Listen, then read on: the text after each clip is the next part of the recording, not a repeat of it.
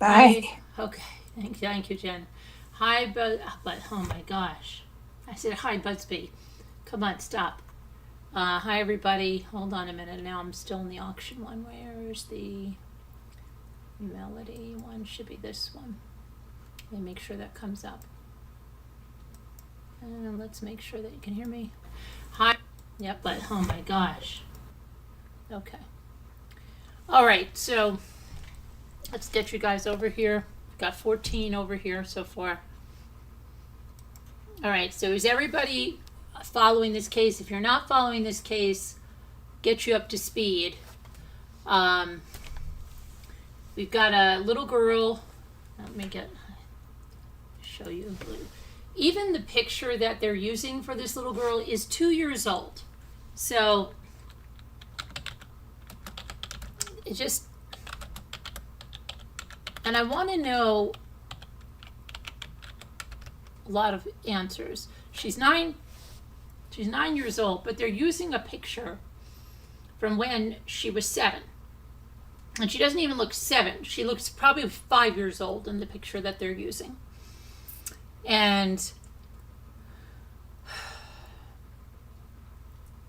if you go and you try to look up stuff about this, and the mother's been arrested, and she drove, I'll show you the path, like she drove. It's just very, very suspect, and you could help, hope that something would happen, and there's the mother's trying to do something, but the mother's behavior is very much like those of you that were around with Lori Vallow. I was saying, where are the kids? Where are the kids, Lori? Where are the kids? And that's what's happening here. Where's your daughter? Where's your daughter? She's not cooperating with the police. And now, here's somebody.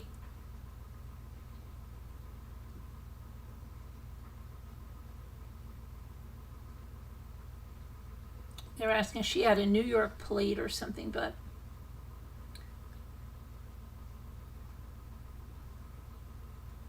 and she was arrested, but she's not arrested to have to do with this.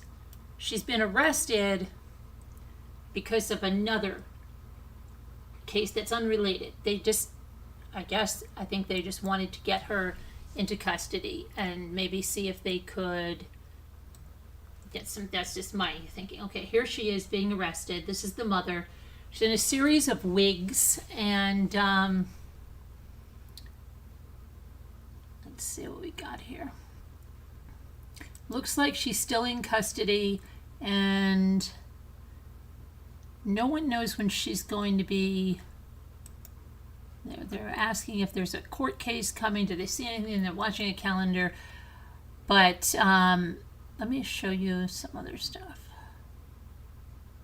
She switched. Okay, here's the discrepancy in the child's age. Okay, so they show this little picture here. That child looks maybe 6. It's supposed to be the same child here. This is supposed to be 7 years old, and this is supposed to be 9 years old. And the other thing is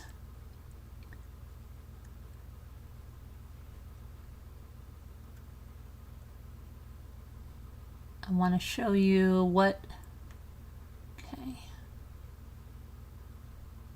The mother had like a really, okay, here's it. And it's funny, she reminds me of somebody in this picture. And I'm not sure who it is, but maybe I am. But here she is with the wig, and they're at the rental car place. And the last known sighting of her, they said it was October 7th, but they found out it's really October 9th. The last known sighting of the child. And they changed wigs, and she brought license plates, and she went in a rental car and then changed the license plates. Okay, so like, why are you doing that? Okay, and then again, there's a school of people or a school of thought, whatever you want to say, that she is doing it not for anything sinister, nefarious, but she's hiding the child. Why is she hiding the child? The father died when she was 6 months old. I believe it was a motorcycle accident. And it doesn't appear that she carries the father's name, but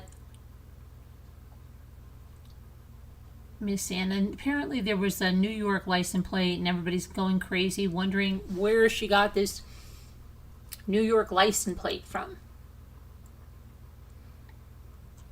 A detective said the Malibu was initially registered with a California plate, but was later seen displaying a New York license plate, believed to have been switched to avoid detection. Sheriff's office said Ashlee has provided no verifiable explanation for her daughter's whereabouts, and she remains uncooperative. Investigators confirmed that Melodee was last seen October 9th, captured on video along the Colorado-Utah border while traveling with her mother, Ashlee Buzzard. Okay. So they're also talking about a woman with purple hair, and allegedly this is supposed to be, this looks like a lady I know actually. This woman's face looks, if you look at her face here, or look at her face at the arrest, I'm not really sure she looks, you know, they're saying what, she's 35? That's the same person there. So it looks very different. And if I can get to one of them where they have her being arrested.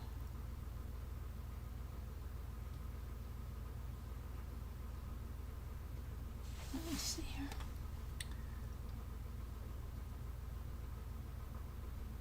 And now the grandmother, okay, here's the, I'll tell you what the grandmother's saying.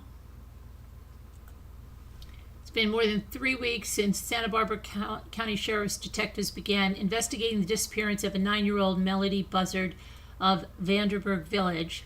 The child's maternal grandmother, Lori Miranda, says she believes her daughter knows where Melodee is and is pleading for her to speak up.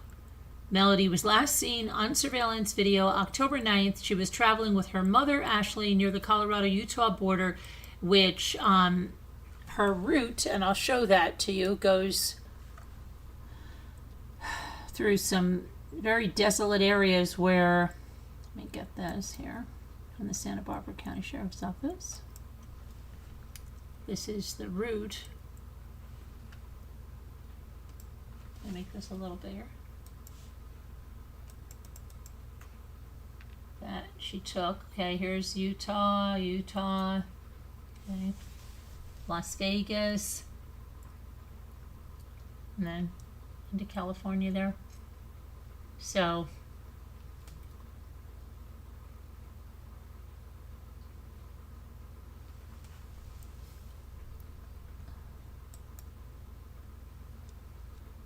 let's see. When she returned, she went off. The child's last seen on the Colorado-Utah border October 9th. When Ashlee returns home to Vanderburg Village the next day, Melodee's no longer with her. Sheriff's office said detectives are working with law enforcement agencies in Colorado and Utah, Arizona, Nevada, and Southern California to get the word out about Melodee's disappearance.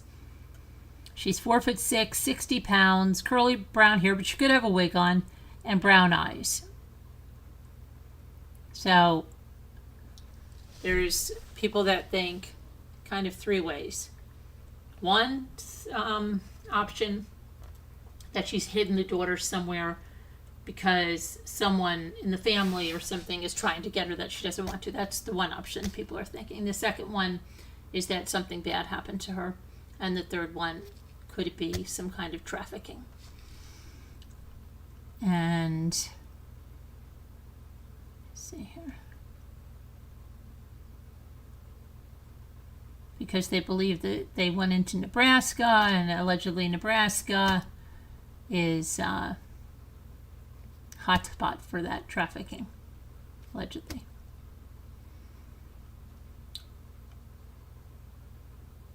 So let me get to this other thing. Okay, here's what the grandmother, Ashlee's mother, said. The grandmother said she hasn't seen her granddaughter in more than 2 years. Ashlee cut off contact with most of the family.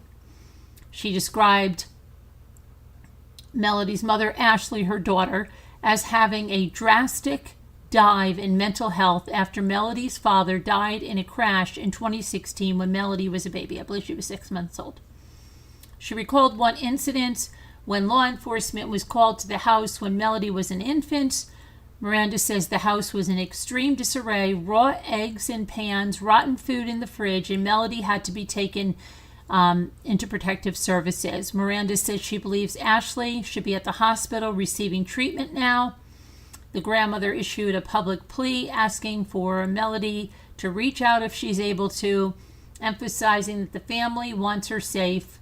Lori Miranda, Ashlee's mother, publicly pled for Ashlee to come forward and tell investigators where Melodee is. So that's her mother, that's Melodee's grandmother, and it's Ashlee's mother. If you know that. So that's what she has to say, that she's cut off contact with most of her family. Let's see what else we have here.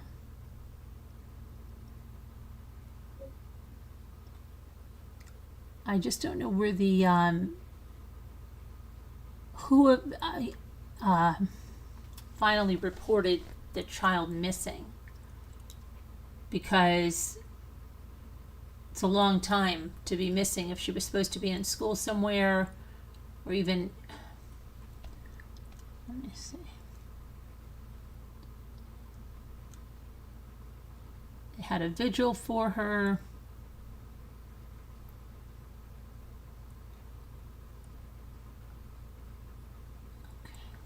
What else they have on her, and just that she was wearing wigs, changing license plates. Here's the timeline. Let's see.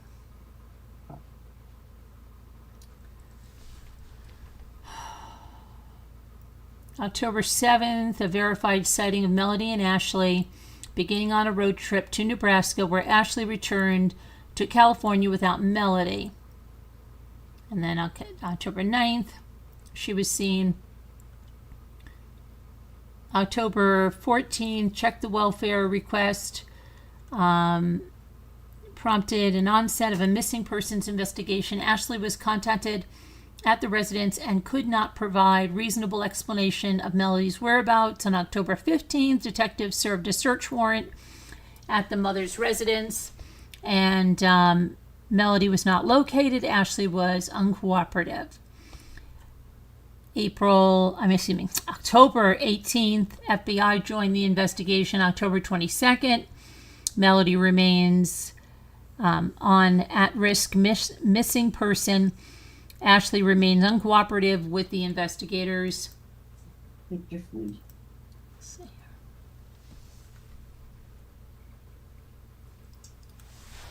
One second here, and I want to hear what some people are saying here, because sometimes you can get things in the comments that are...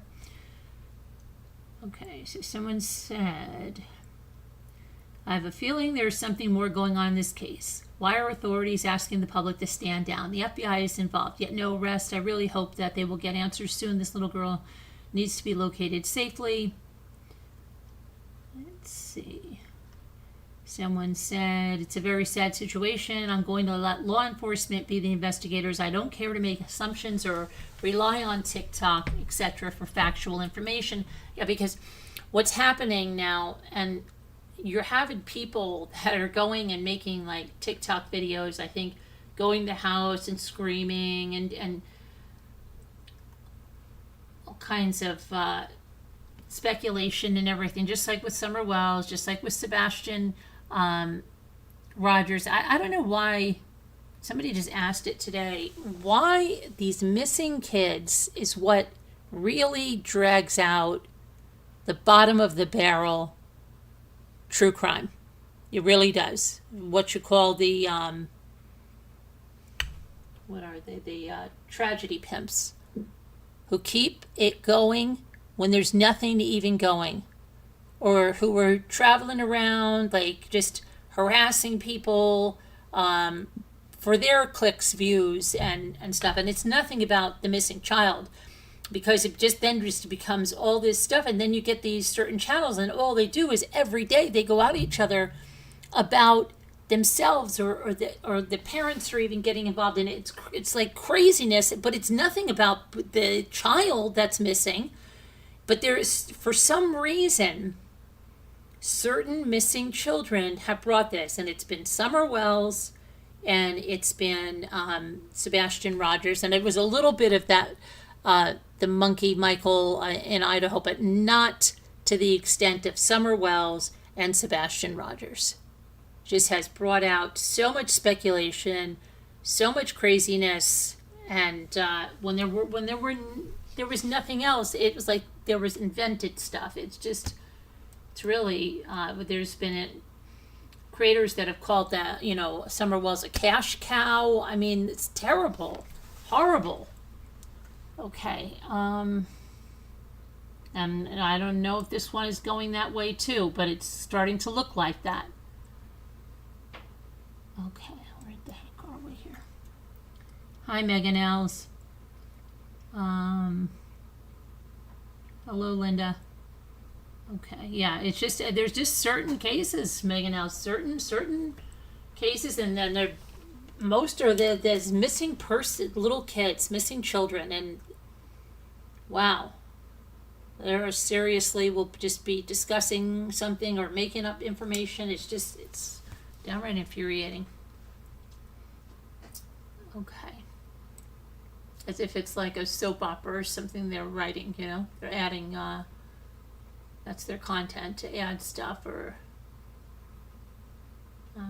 I'll stick with the facts that we have, and it's, sometimes I'll look at some things people say in groups, because sometimes you can maybe latch onto something if there's somebody that does know something more, but you can't, announce that as truth. You gotta some people are saying this, right? Okay, let's see what we got here now.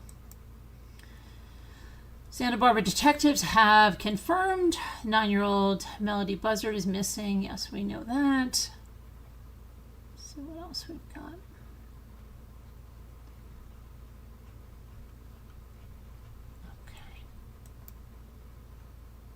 If there's any latest over here on this.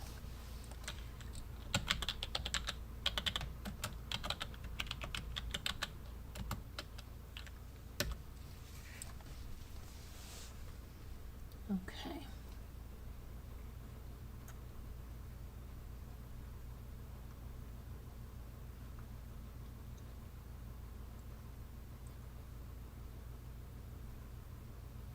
See, and then somebody was saying, like, she hasn't been seen in a year. The grandparents haven't seen her, in 2 years?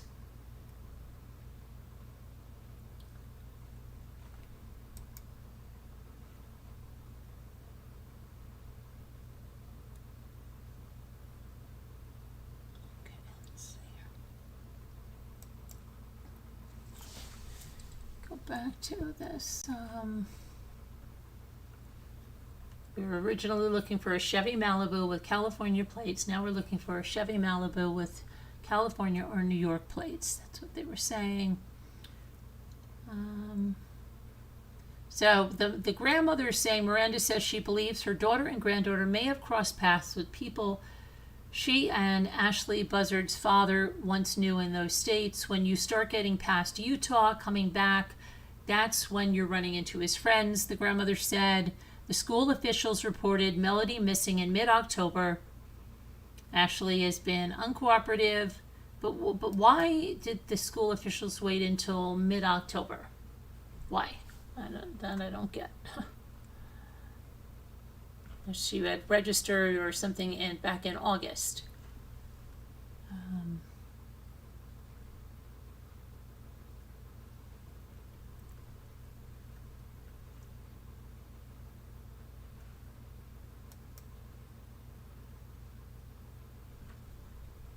what I just saw here. Is this for real? No, this is old.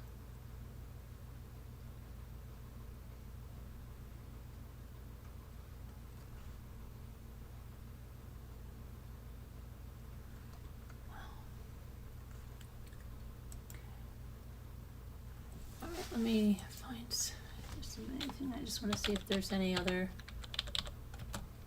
Then I'll come back and see what you guys are saying.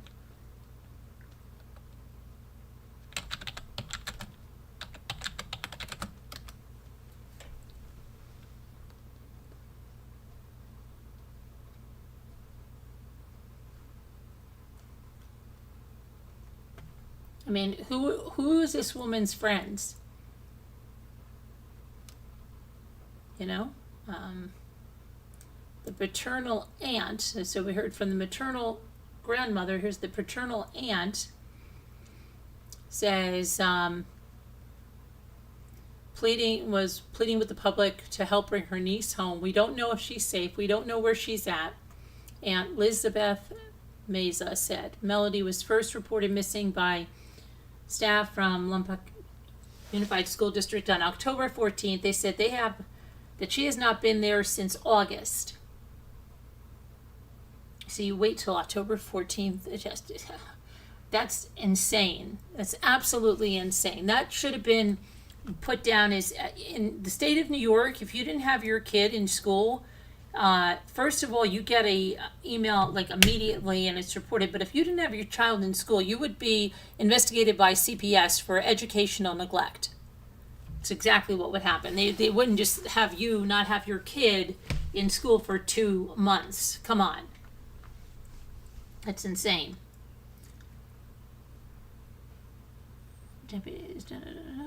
Investigators believe Ashlee swapped wigs throughout the road trip, including one similar to the one her daughter was wearing in the security camera video. They believe the pair traveled as far as Nebraska, driving back to California. And investigators believe the same Malibu passed through the following regions: the Green River, Utah,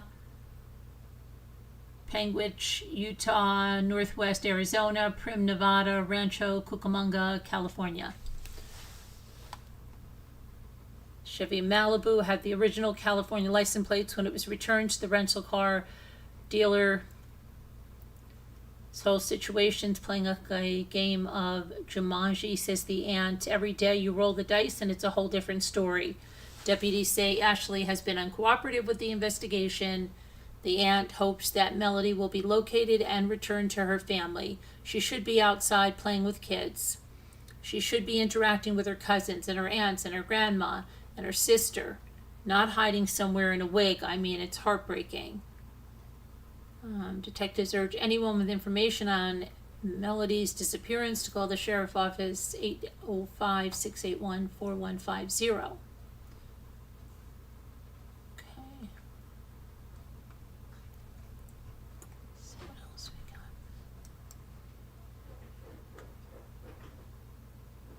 It's weird.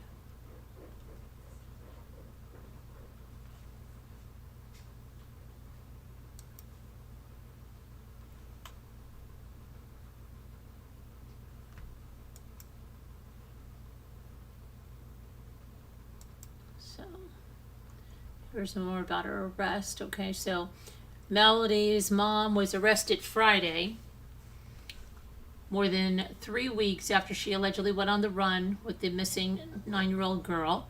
She's 40 years old. She was arrested on false imprisonment charges. Cops say they are unrelated to the case of her missing child, but she has false imprisonment charges on, something else. That's okay. Detectives learned of a recent incident where Ashlee prevented a victim from leaving a location against their will, which constitutes false imprisonment. So that's what she's been arrested on, nothing having to do with Melodee.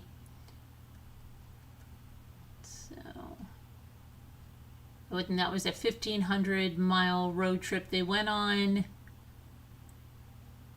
And then people said she is getting big packing boxes and packing up her house. That's when before she was arrested. So that's the grandmother, the aunt, and that's about it. Let me see if you guys heard anything else. Is there anything else that you've heard that we didn't go over? Let's see. Okay, absolutely. You've got, oh, I think you're saying absolutely, because when I said that, there would be educational neglect if you didn't bring your child to school all that time. Yeah. The mother went on the run. Mother's running. I think the mother's running from drug dealers. Melodee's sister. Yeah, who's the sister? Exactly. Well, when Melodee has a different name than her father, according to the obituary, right? So, what's up with that, too? And how come, well, sometimes the police don't want the relatives saying more, okay? Sometimes, so they're maybe telling them not to talk that much, because that does happen. That happened with Kelsey Barrett. I think they kept her mother quiet until they had him, or they wanted him, but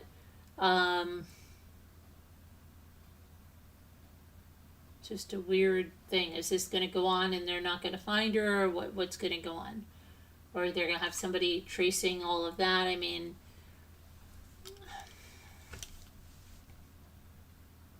it's weird. Why would she bring her up there? Why would they even make that trip in the first place? For what reason? You know, the grandmother's saying she knew people the husband knew. Well, that's 9 years ago. So has she been in contact with them? Can they get her phone records? Have I watched the documentary Hiding in Plain Sight? Isn't that the one with the guy next door that was coming over and having relations with people in that house, including children? Isn't that the one? Is that the one? A long time ago. That was a weird freaking thing. That's what you're talking about. Yeah, that was weird, freaky crap.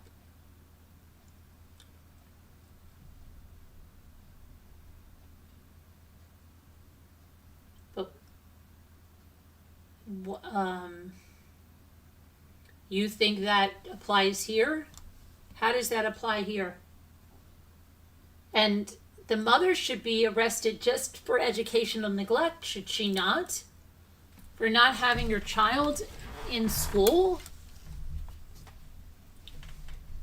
I don't understand that. California doesn't care about that? Like, you're not going to get away with that crap over here. And not in New York.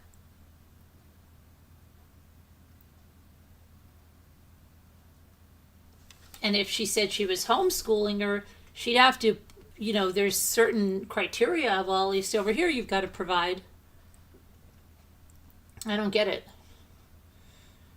I don't get how the school didn't say anything until October, was it 15th?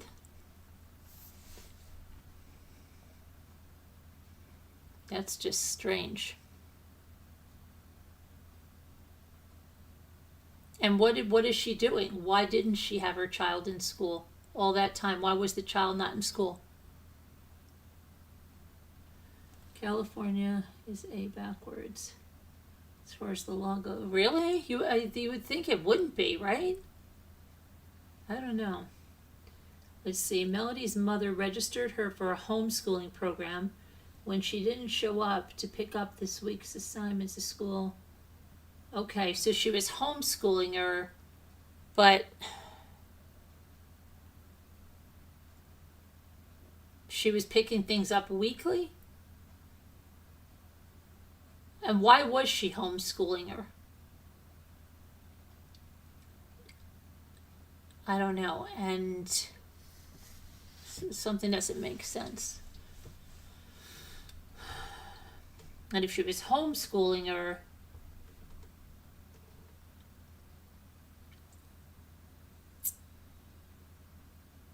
I don't know. You heard allegedly Melodee's mom had a mental breakdown. Yeah, that's what the mother just said. Yeah, she had a mental breakdown.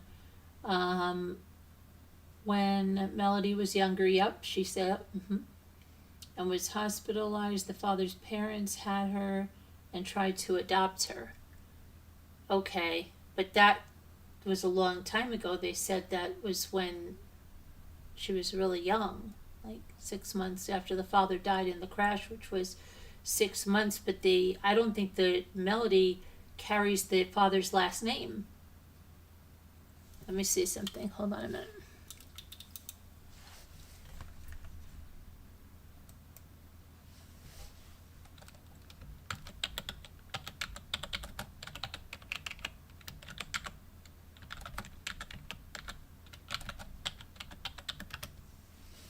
Okay. Let me see this.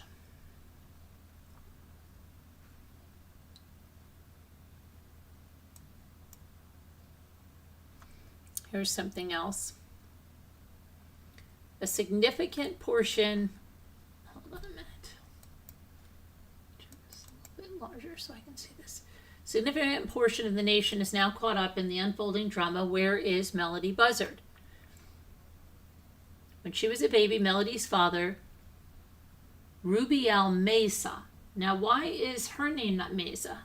I don't know. Died in a motorcycle accident. After years of custody drama, Rubiel's mother, Melody's grandmother, was contacted last Thursday to tell her the child had been reported missing.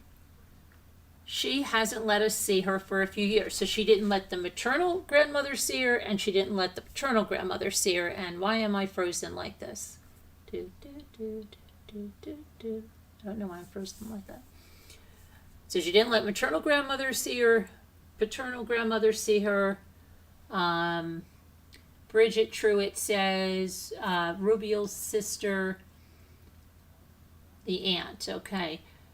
And all of us have tried, but we've never stopped thinking about her or loving. So they don't sound like they're actively like had a campaign to take her from. It doesn't seem that way, okay? Because she's saying like we've never stopped loving her and praying for her. Doesn't sound like they were actively pursuing that really bad. Let's see. Then they did a candlelight vigil. The family. See what else we have. So I don't think she's doing, I based on that, I don't think she's doing any of this to keep them away from her. I don't think to keep them away for either grandparent. Because I don't think either grandparent's been actively pursuing anything, or they would have stuff in the family courts about that. So let's see if we can see the father's obituary.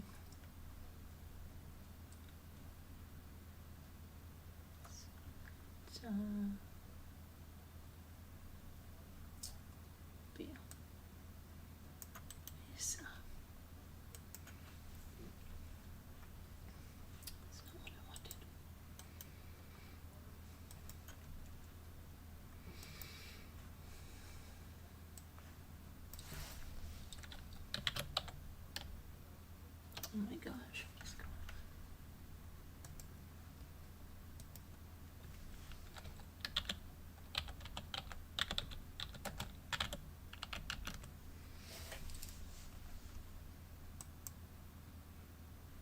Okay, so her father's obituary, he died August 20th, 2016.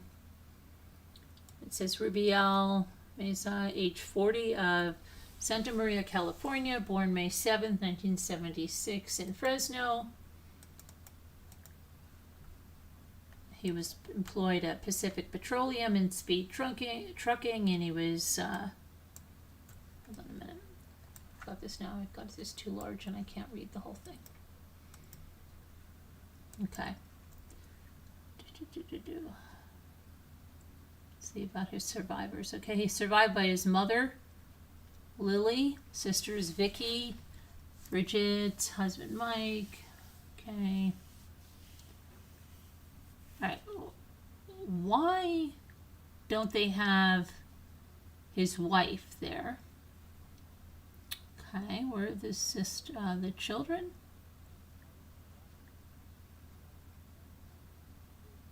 She's not even listed here. Wait a minute. Let me see if there's listed up above. He enjoyed hiking, camping, fishing with his brothers and stepdad. He enjoyed motorcycle racing and barbecuing. He was an avid fan of the New York Giants, the Los Angeles Dodgers, Los Angeles Lakers. He enjoyed playing sports and watching his favorite teams. He was always helpful when his family and friends needed him. He was survived by his mother, sisters, their husbands, grandmother, several aunts. Hold on a minute.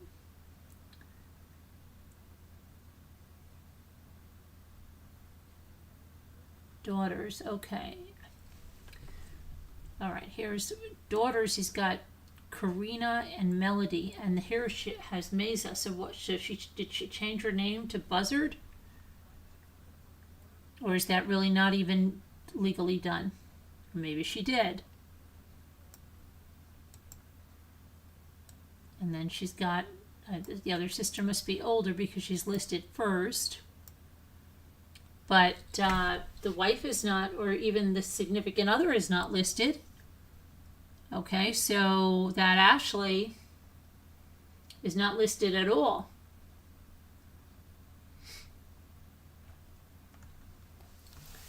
Not at all. And this would have been almost 10 years ago. So they're about 10 years apart. And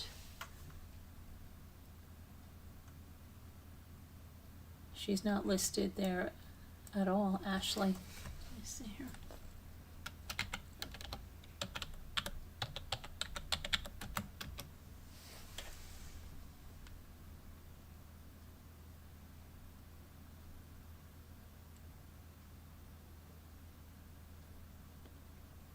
Actually, the aunt on the father's side says she hasn't seen her niece in 4 years. Now, Melody's mother says she hasn't seen her in 2 years.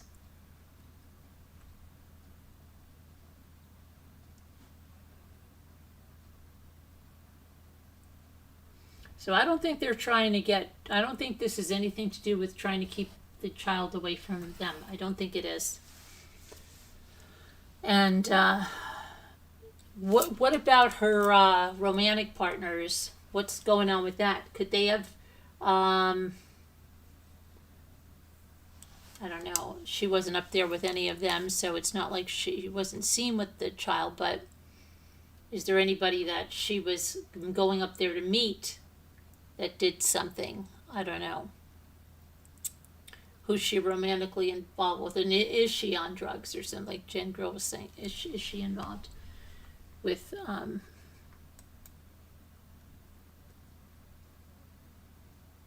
drugs? What is she doing? What does she do to earn money? What is she doing?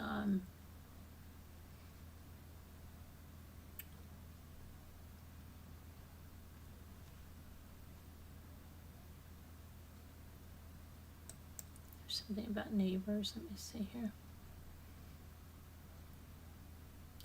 I mean, here's another picture of the mother.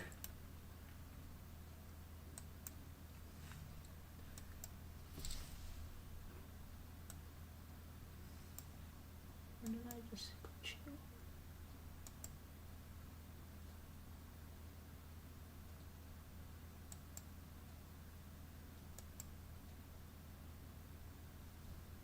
Hang on, I just lost my picture here. Why are these opening?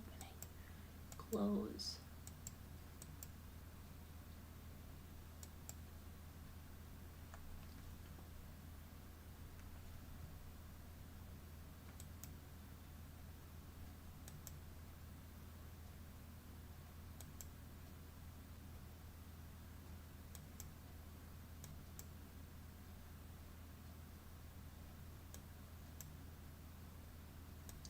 Believe it or not, I can't find that. There was a picture of her with the wearing where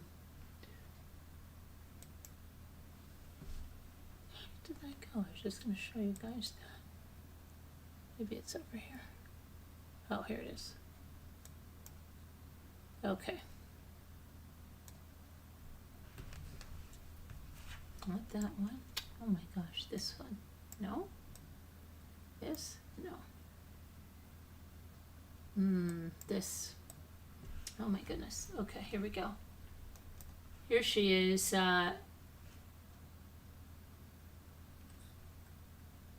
going into the house. I don't know about the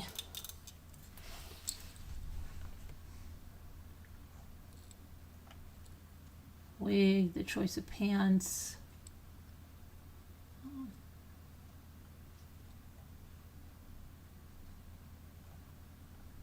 See if they know when that is from. Let's see.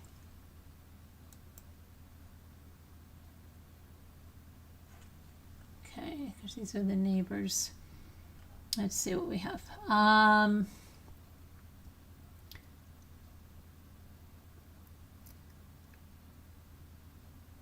Okay, here's a neighbor says, as a mother, my heart absolutely cannot take this. I felt really inclined to step in. Her name is Janet Holmes. She lives near the 500 block of Mars Avenue where authorities say the girl lives. Late Thursday morning, Holmes was headed to the home in an effort to speak with the girl's mother, Ashlee, maybe to be helpful, to suggest maybe we could put out flyers, but no one answered the door. Okay. Then a community reporter, Crystal Bermudez, knocked on the door, but no one answered. Later in the afternoon, the woman was seen loading things into her car and then driving off. When she returned to the house again, the back door of her small SUV had a large yellow scrape on the door that was dented. She again declined to speak to the media. Next door, someone named Casey Monreal said her mother thought she saw the young girl fairly recently, but her home security footage told a different story. She thought that when she first said, "Oh, I think I just saw her recently," she said, looking back, it had been longer since the girl was seen on surveillance footage. And the sheriff's office verified, where did I say the last contact was? Santa Barbara Sheriff's Office confirms the last verified contact with Melody was about a year ago.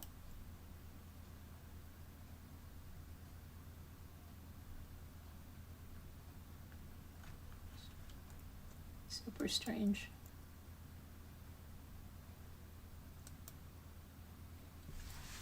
Super duper strange.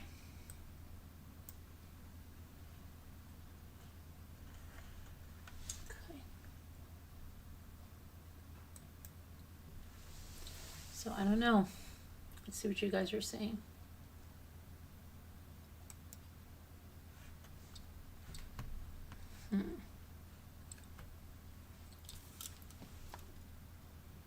I haven't heard any more details on that. Okay. Yuha says, Lisa, I wonder who that person was and what exactly did she do to this person. What person? Now calm down and pay attention. Everyone here, hello, Scooter. Everybody missed you at the auction. We needed a highlighter. Okay, let's see. Hi, Rosalita. Sorry, I haven't been around too much. Oh, really? You're sleeping way too much? I hope everything turns around for you. Let's see Maganells. Hi, Kelly Lisa. Let me see. Maganells says they arrested. Oh, yeah. Holding someone against her will. Right, but they haven't told us what that is. Why. I think they just needed anything to get her arrested.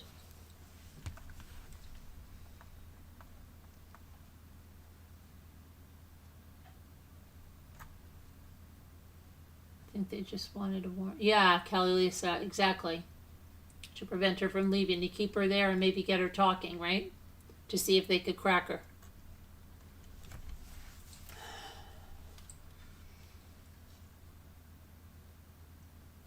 That's okay, Scooter. You can write an apology letter after. Um, what was I going to say? Did you guys see that thing? I don't know what show it's from. It's a show like The Office. Just a stupid thing to make you laugh. Um, I don't know what show it is, but it's a show like The Office, I guess. And the guy comes to the door, and there's a woman and a man sitting there. One's black and one's white. And the guy comes to the door and he says, "Is there a black person here?" And they're like, "What is wrong with you? Don't say that. Don't go there. That's not right. What are you doing?"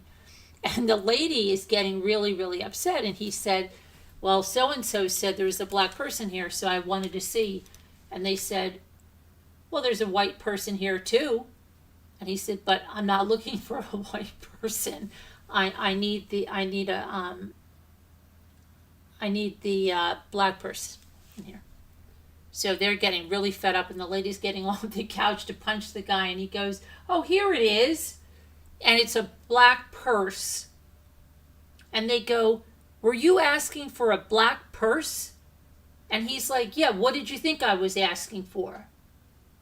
And so dumb, right? Just so dumb. But yeah, he was asking for a black purse, and somebody left the black purse there.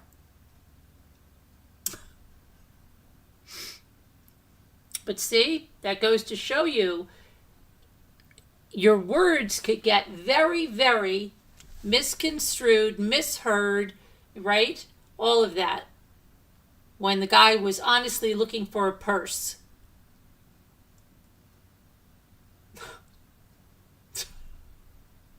Stupid stuff. Stupid stuff to make you laugh.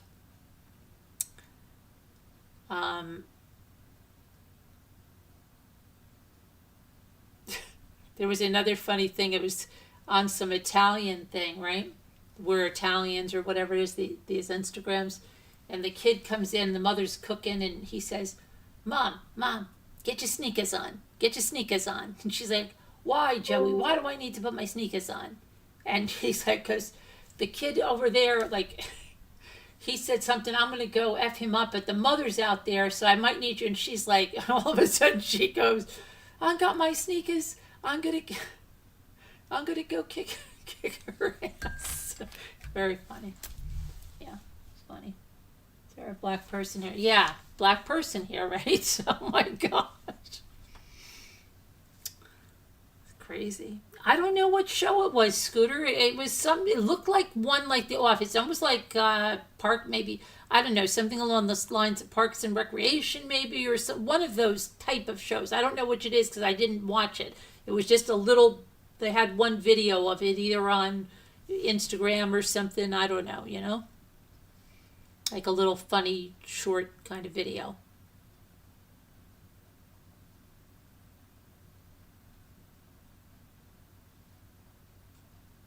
Because you could say, right? I've got a white purse, black person. I got a black purse in here. I'm taking, right? It could get you in trouble. A white person here too. I got a white purse in my trunk. Got a white person in. No, it would have to be a white purse in. White person in my trunk. I got a white purse in my trunk. How is it in here?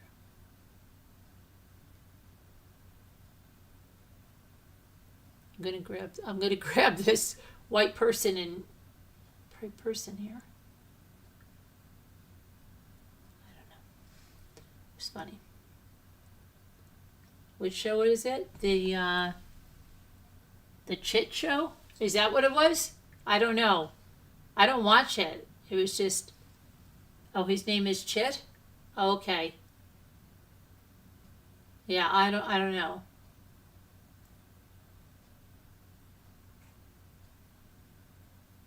But it was funny. Sometimes you need something a little bit funny, right?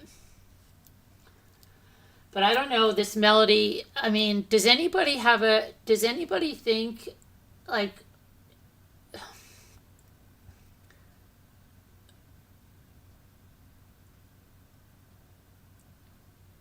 you got to see this? Yeah, I'll send it to you later. I think it was on Instagram.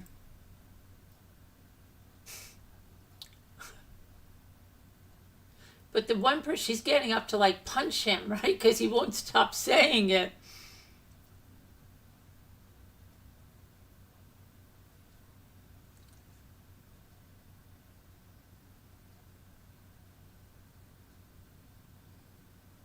That was funny. So, let's see what, there was something else that I wanted to, let's see what else is going on. It's on YouTube, anything else? Maybe it's on a short, but I think I saw it on Instagram or TikTok or something, I don't know. Let's see what else is going on, okay?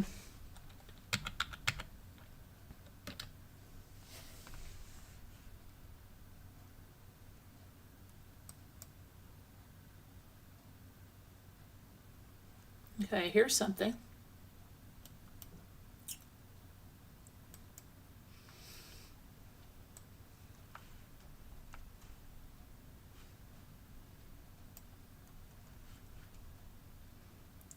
"33-year-old man in Ohio," again Ohio, "is accused of killing his own father, allegedly stabbing the 69-year-old man to death inside his home earlier this week.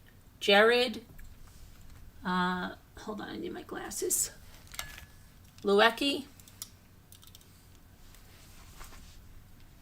was taken into custody on Thursday and charged with 1 count of murder and 1 count of tampering with evidence in connection with the murder of John Luecki, according to the court records. The court documents are filed in Hamilton County Municipal Court. The younger Luecki attacked his father during a verbal altercation that took place on Thursday in the 8300 block of Wicklow Avenue in Sycamore Township. The home is 10 miles northeast of Cincinnati.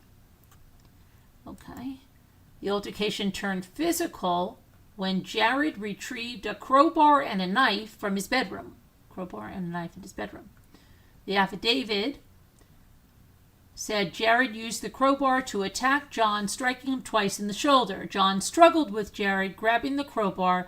John then picked the knife up from the floor, which had fallen from his pocket, and stabbed John in the front of his body 7 to 8 times.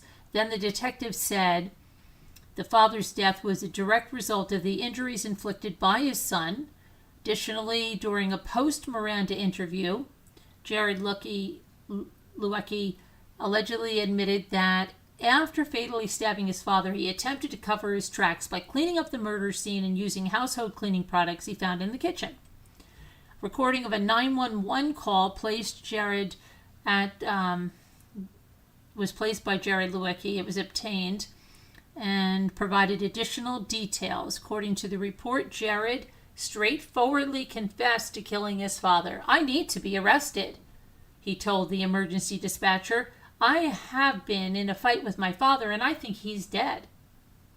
He went on to state that he became incensed after his father pushed him during an argument. He said, "Yeah, we got into an altercation and he shoved me, and I have and always carry a knife," Jared Luecki reportedly said, "and it fell to the floor out of my pocket and he picked it up and I thought he was going to come at me and I snapped." Before ending the 911 conversation, Jared Luecki reportedly revealed that he has had a history of mental health struggles and said he was not okay mentally. He said, "I've had mental issues for a while and I've tried telling people that I needed help and nobody ever cared. I've had undiagnosed depression and also some ADHD. I don't know, something is wrong with me." Jared was booked into Hamilton County Jail on Thursday evening. He appeared before the judge, Bernie Bouchard, on Friday. His bond was set at $1 million. Well,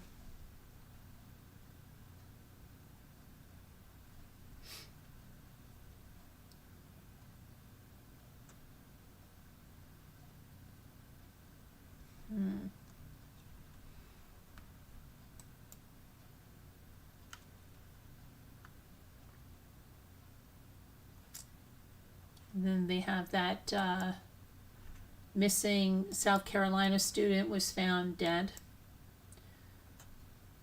after Halloween, 19 years old.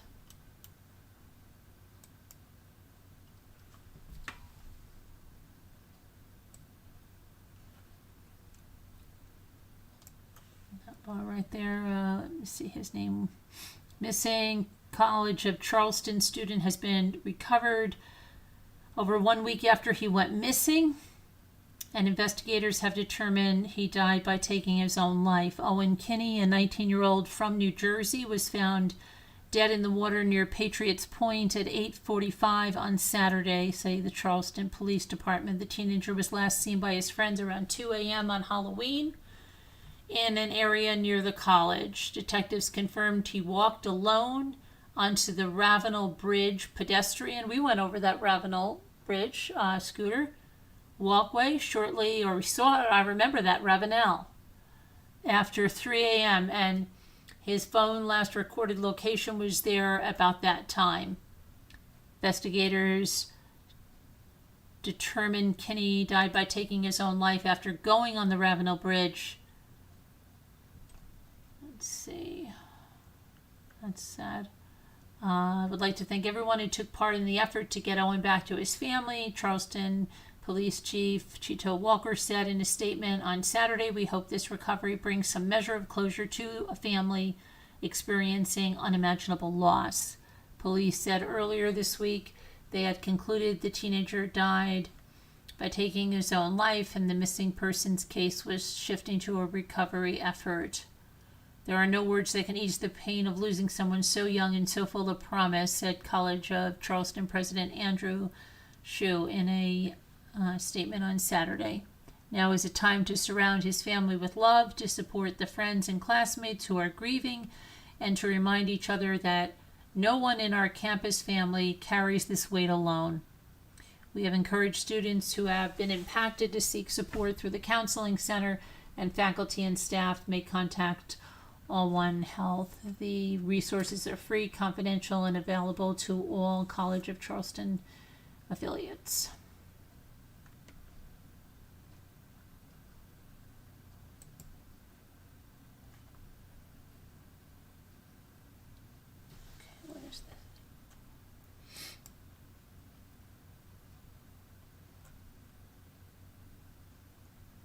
Okay, who's this kid? Pennsylvania college student is facing attempted murder charges. Okay.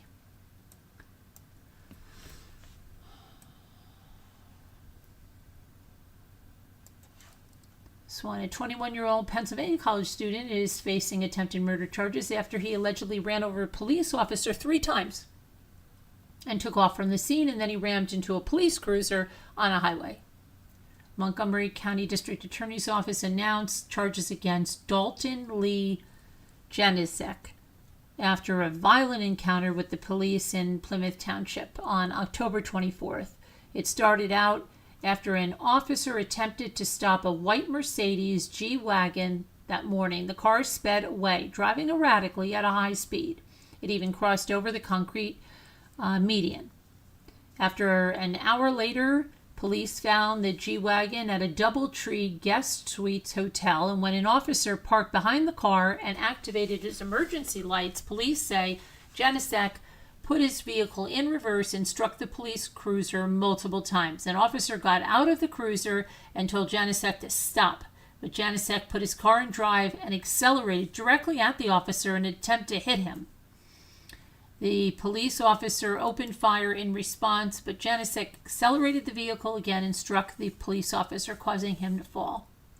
Prosecutors say that while the officer was on the ground, trying to wrap a tourniquet around a leg wound, Janicek circled the hotel parking lot and intentionally ran over the officer 3 times. Video footage posted to TikTok shows the moments the officer fired his weapon at the G-Wagon after the car backed into the police cruiser. The clip racked up more than 2 million views in 2 days. The footage is now part of a criminal investigation. Who was recording that? According to the criminal complaint, Janicek told officers, "Put me in the car or I will kill you," as they were placing him in police custody. The 2 injured cops were rushed to a nearby hospital. One of them was severely injured and underwent emergency surgery. Authorities say both are in stable condition. Well, that's a miracle. What was that? Janicek was also treated at a local hospital for a head wound.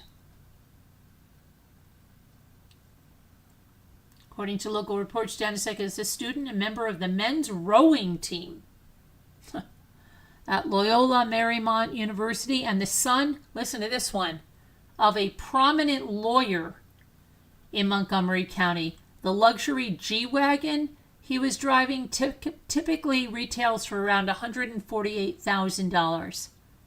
His arrest record reportedly shows several driving-related offenses he was charged with over the summer, including careless driving, speeding, passing where prohibited, and driving an unregistered vehicle. He now faces multiple felonies for the October 24th incident, including attempted murder of law enforcement officer, aggravated assault, and fleeing or attempting to elude a police officer. He remains in jail without bond.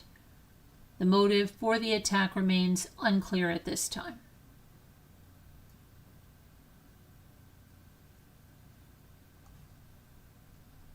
Wow. What is this here? What is this? Okay. Now this is something I haven't heard about before. See if you have.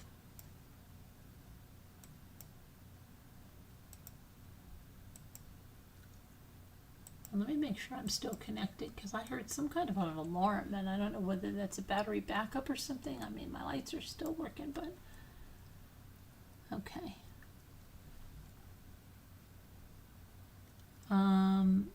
She failed. What a shocker. What are you talking about, Callie? I guess, Mackenzie is going to be looking for a different lawyer as Kim Kardashian failed the bar test. Oh. Failed the bar? You mean she completed law school, Kim Kardashian?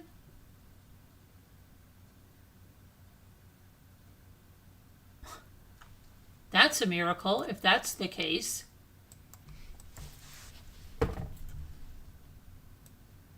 Okay, let's see. They've got this mother of two.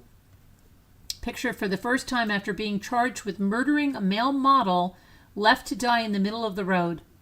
Luke Hardin, 36 years old, was found lying on a street in Bay Cup after leaving a social club at around 12:35 a.m. last Saturday, November 1st. Mr. Hardin, a model known professionally as Duke, was pronounced dead at the scene despite best efforts of paramedics. A post-mortem examination was carried out on Sunday.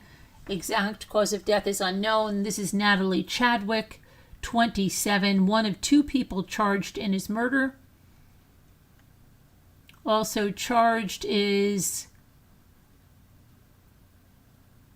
Hekesani Mata Bizwana, 26 years old, who is known locally as Nick. Both Chadwick and Nick appeared before Preston County Court on Friday. This is the person that was killed.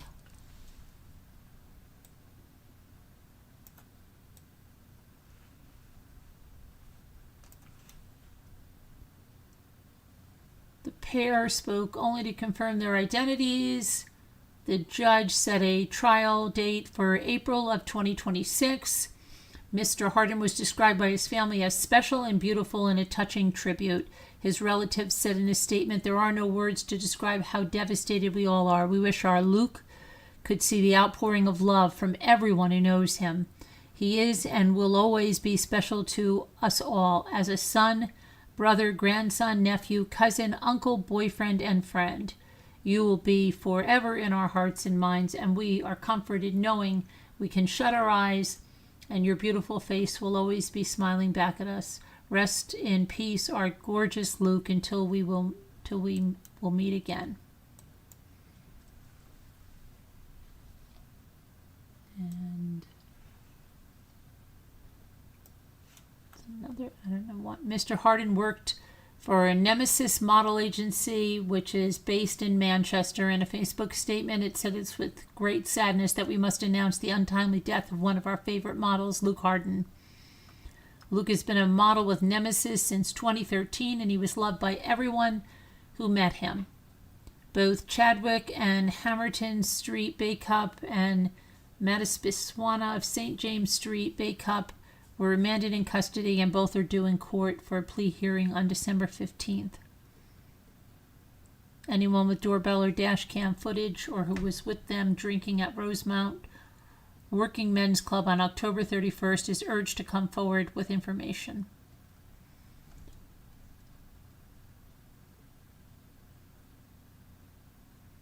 Huh.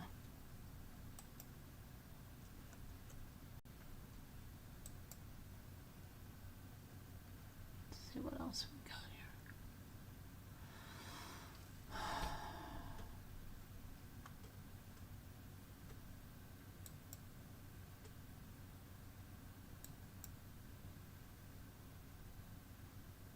Dashcam video shows UPS plane with missing engine before crash. Missing engine.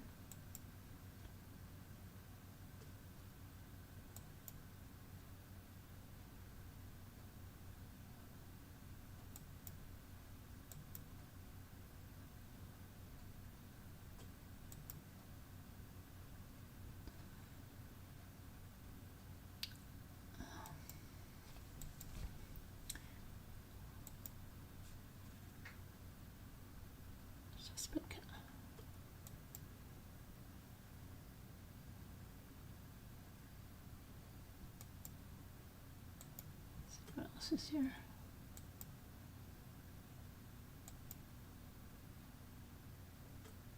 A Boeing 747 collapsed on landing in Rio de Janeiro. I think that's old, isn't it?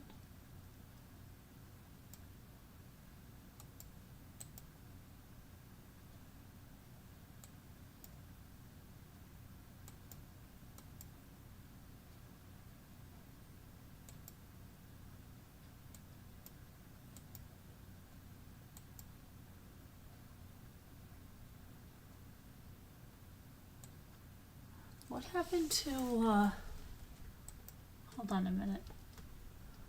What's going on with the Dallas Cowboys? The NFL is asking all teams to hold a moment of silence on Sunday for Dallas Cowboys rookie Marshawn Kneeland, who died this past week.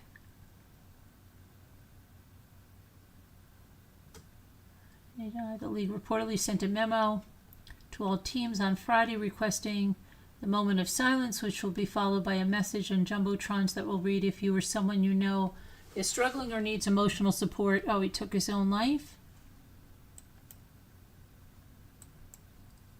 Well, there's so many people, right, absolutely thinking that's the only option. It's sad.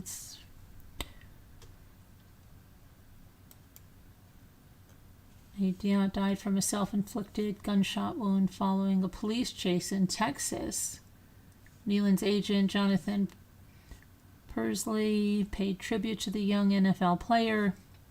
"I watched him fight his way from a hopeful kid at Western Michigan with a dream to being a respected professional for the Dallas Cowboys. Marshawn poured his heart into every snap, every practice, and every moment on the field. To lose someone with his talent, spirit, and goodness is a pain I can hardly put into words." According to officials, DPS troopers attempted to make a traffic stop around 10:33 p.m. when the driver, later identified as Kneeland, refused to stop. Authorities engaged in a pursuit but eventually lost sight. Ending the chase, his car was found abandoned, and authorities found Kneeland deceased nearby. Police say during their search they learned Kneeland had expressed suicidal ideations.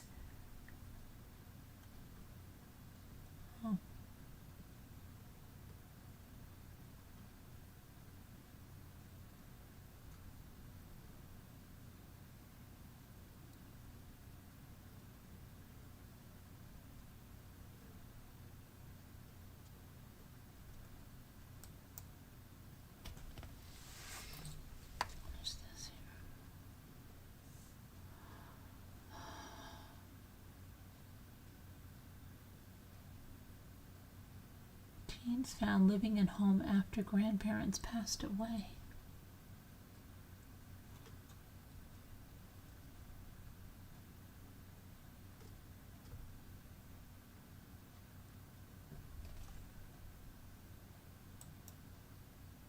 Oh, who's this kid? Is this kid that... Hold on a minute.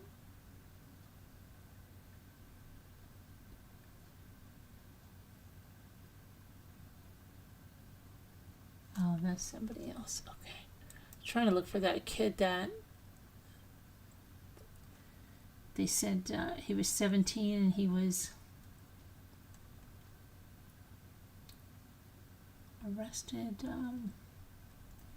for almost killing two women, right?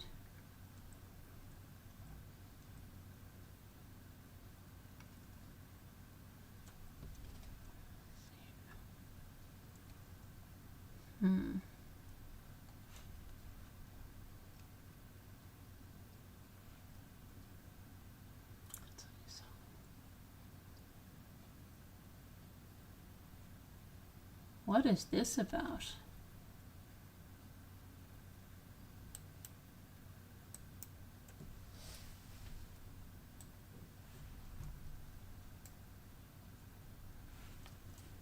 A 72-year-old,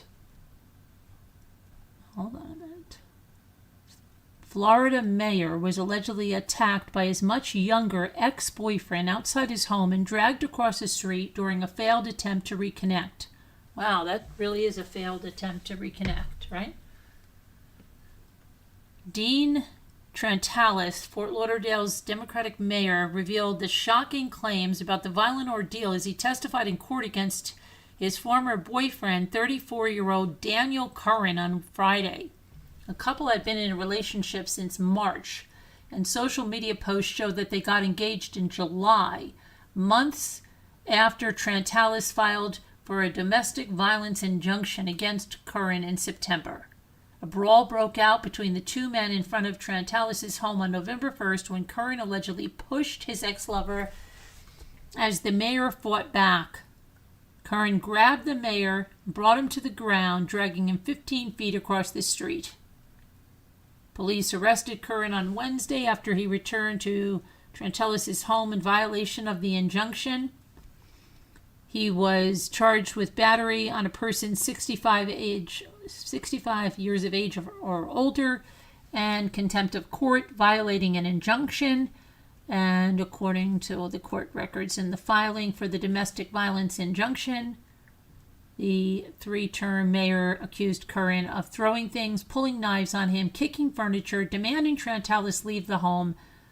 Well, according to that, I truly fear deadly physical harm, Trantalis wrote.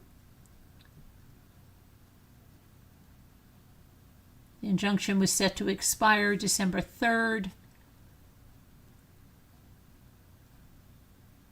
Okay, they've got some real, yeah.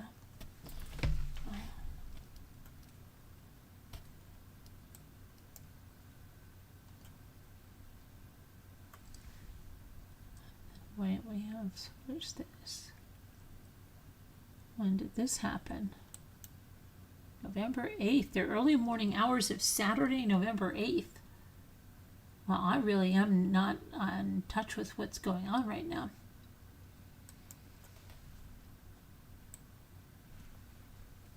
You guys heard about this? A car plowed into multiple people outside a business in Florida in the early morning hours of Saturday.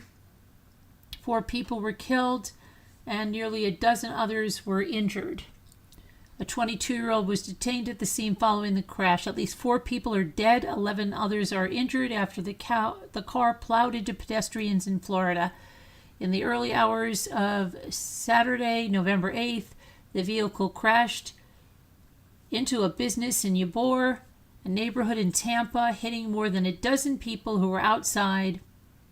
At around 12:40 a.m., the TPD Air Service was monitoring a vehicle driving recklessly on I-275. The driver continued to drive recklessly at a high rate of speed, exited the interstate at Doyle Carlton Drive, said Tampa Police Department. The driver eventually lost control of the car, crashed into a storefront, hit multiple pedestrians along the way. The same vehicle had been on street racing in another nearby area before the incident.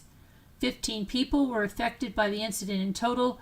3 of the victims died at the scene and a 4th victim died at the hospital. 1 injured victim is currently in critical condition, while 8 others are hospitalized in stable condition. 2 other victims received minor injuries tied to the incident.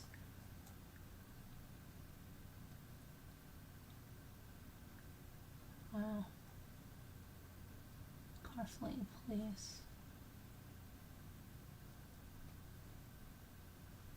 Our hearts are with the loved ones and the victims and all of those who are impacted, said the Tampa Police Department. The Florida Highway Patrol are committed to seeking justice for their victims and family, and that's TPD Chief Lee Burkaw. Wow.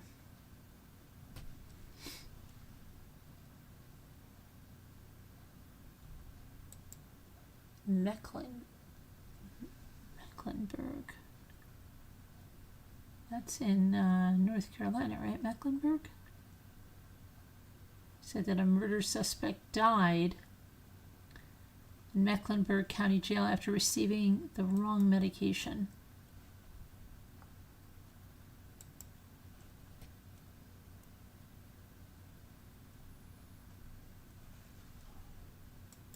Let's see.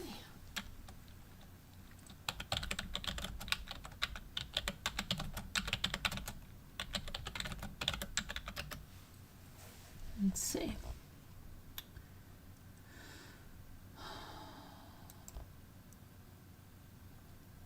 Charlotte, yeah. Wow, look at his mugshot. He's got blood all over him. I think he killed her. Or scratches. What happened? Get over there.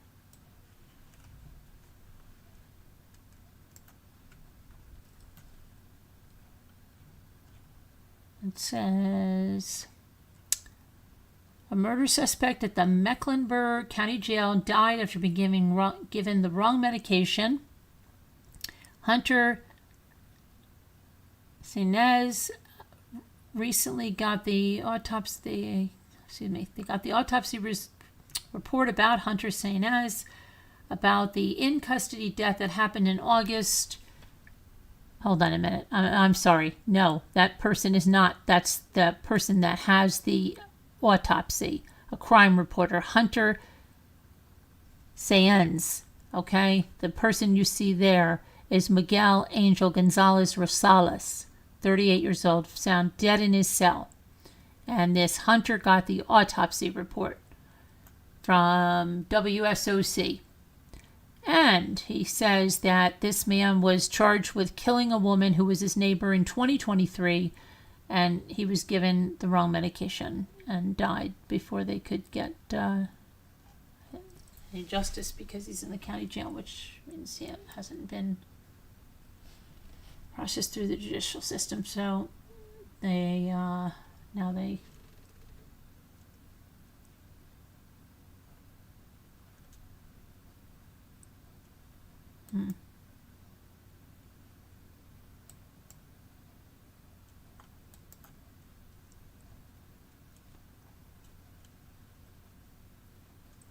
Okay, let's see what this is.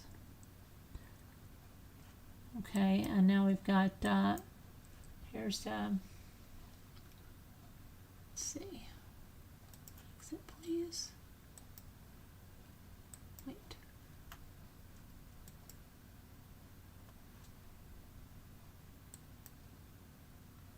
This guy. That's mass murderer George Banks. Harrisburg, Pennsylvania. He's one of the most notorious mass murderers in the U.S. Has anybody heard of him? Because I haven't. He's 83 years old. He died Sunday at Phoenix State Prison in Pennsylvania.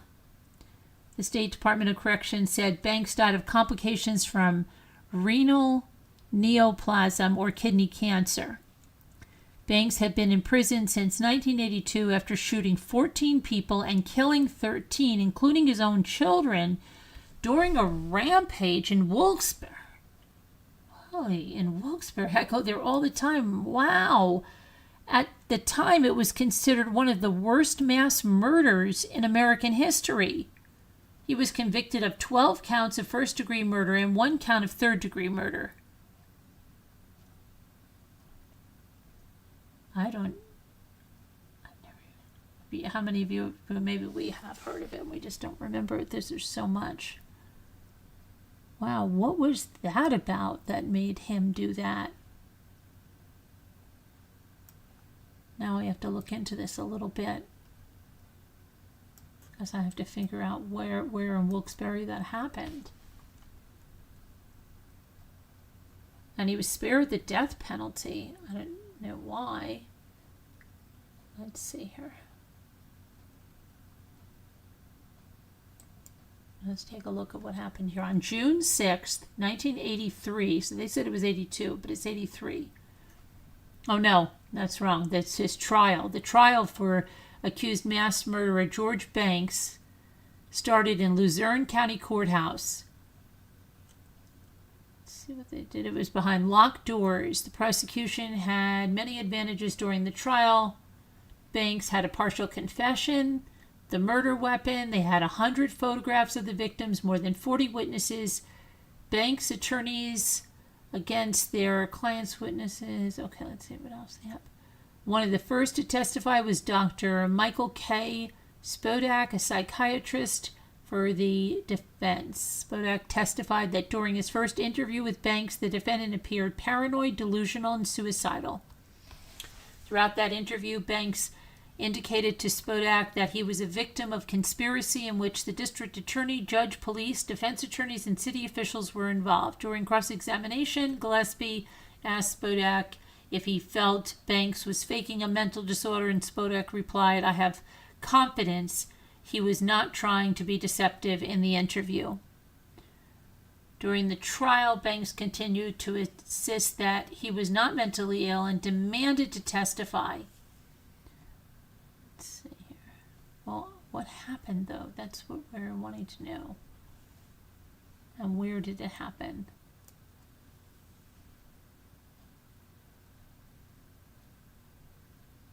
Let's see if we can find out here.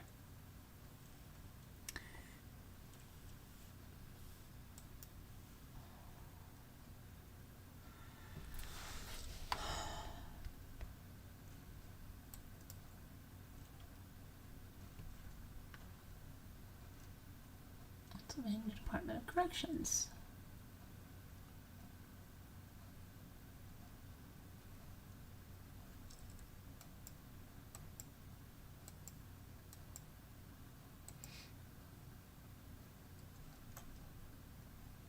Okay. Okay, so a sole survivor of the bloody shooting spree was called to the stand. James Olson, who testified that George Banks was the man that shot him on September 25th, 1982, and left him for dead.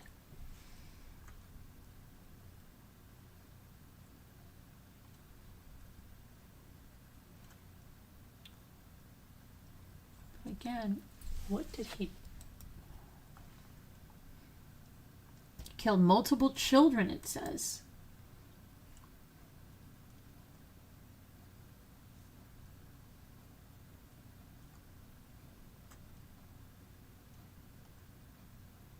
Not telling us what.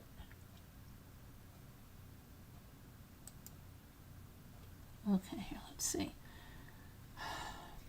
Banks has been in prison since 1982 after shooting 14 people and killing 13, including his own children. Okay, where in Wilkes-Barre did this happen? 5 children. 5 victims were his children, ages 1 to 6. 4 more were the mothers of his children. Was this a cult? Other victims were bystanders, including an 11-year-old child who sometimes stayed with his family, a 7-year-old child, and a teenager who saw Banks leaving his home armed with a rifle and recognized him.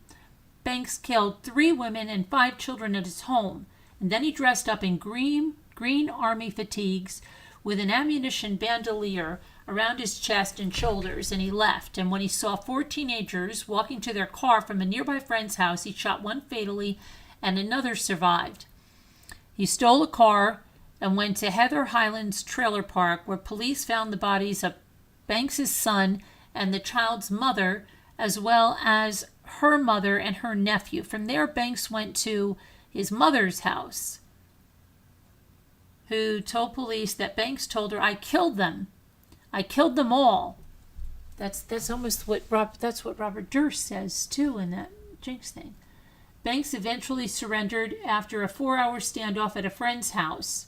Eventually, state courts prevented his execution, saying he wasn't mentally competent. The teenager who survived, Jim Olsen, later expressed frustration in 2012 that Banks had not been executed, saying, "What is the sense of having a death penalty if you don't use it or plan to enforce it?" Defense lawyers argued that Banks was insane. Oh.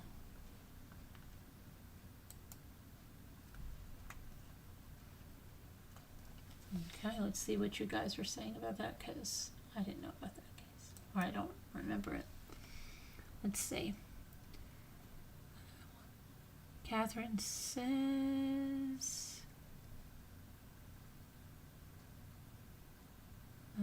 that was directed towards the killer. Scooter said, I don't know which one you're talking about.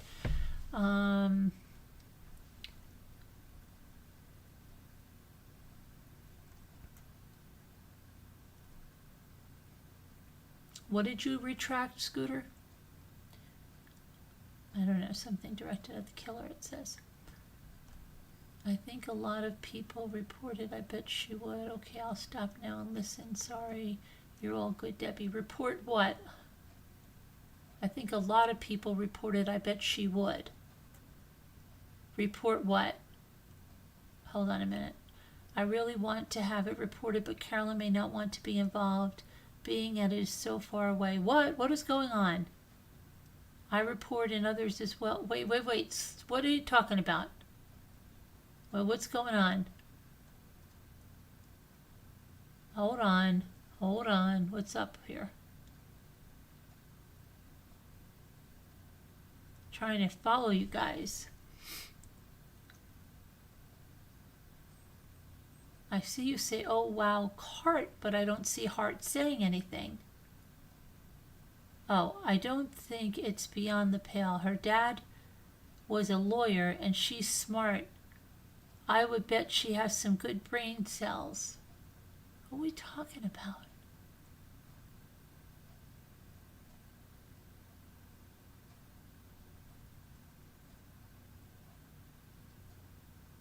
What are we talking about, Scooter? Kim Kardashian?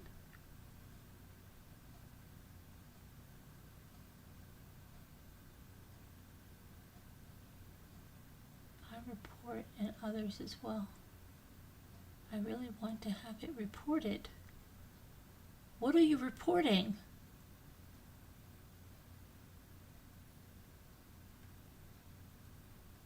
Oh my goodness.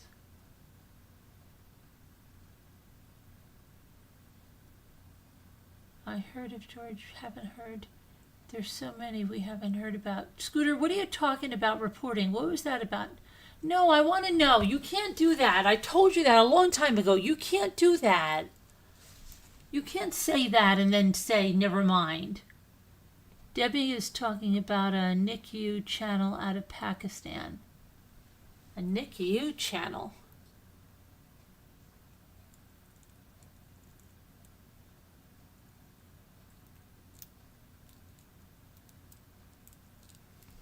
What's going on? Our practices are very different.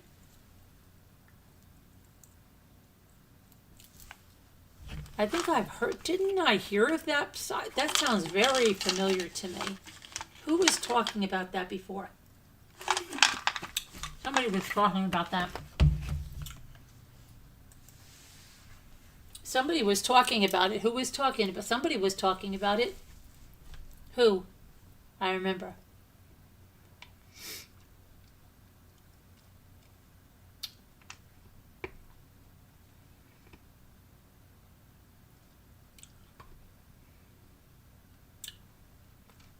Yeah, but I think somebody was talking about it a long time ago. Right?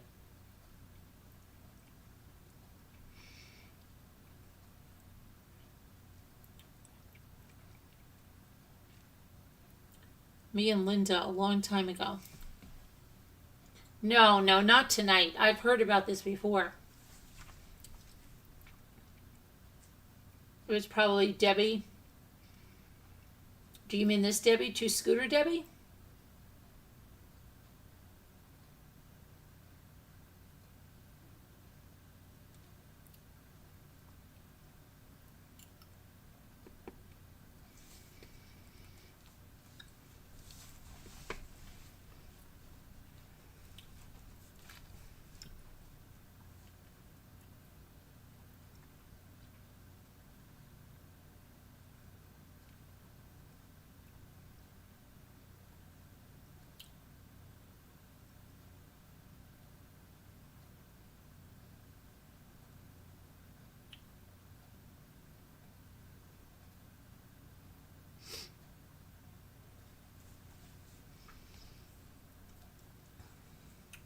Well,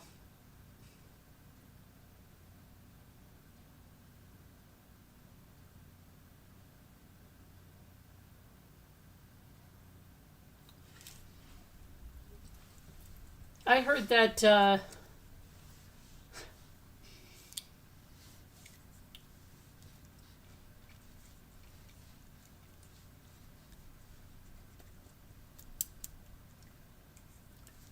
I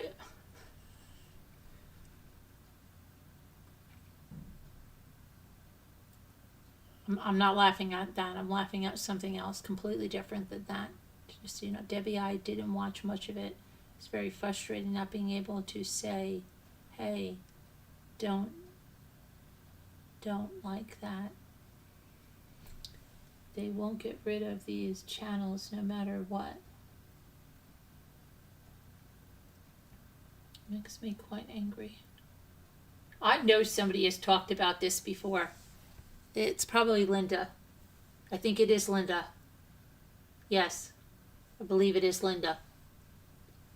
Because I said to Linda, what was she watching that for? I believe it was Linda. I know I've heard about it.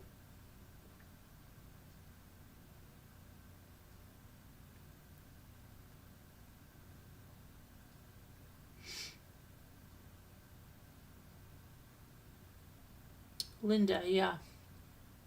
Yeah, I believe so. Totally.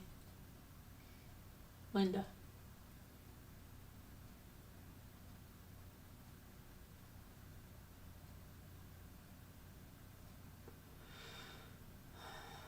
So,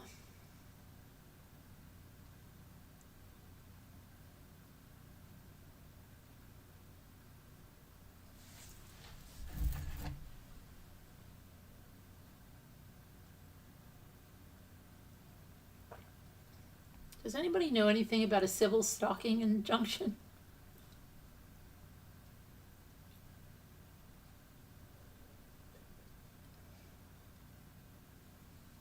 The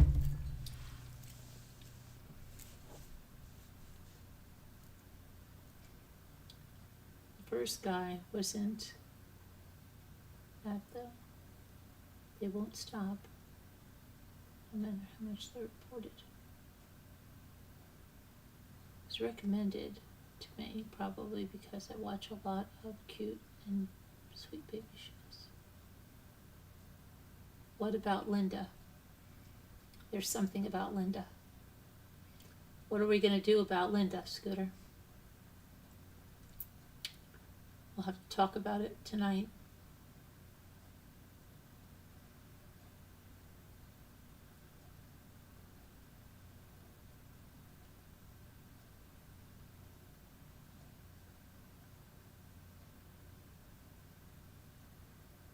She doesn't remember. Linda doesn't remember? Well, maybe it wasn't Linda. Maybe it was somebody else. What's today's date? What's today's date? 8th, going to be the 9th. About the channels. Oh, Linda doesn't remember? It's okay, Linda. I told Scooter not to file the civil stalking injunction against you. That you weren't following her.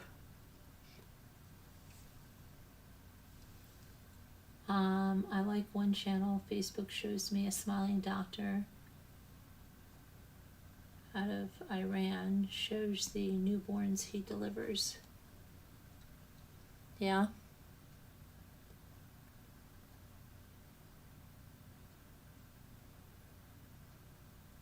I don't know. Why are you guys watching that?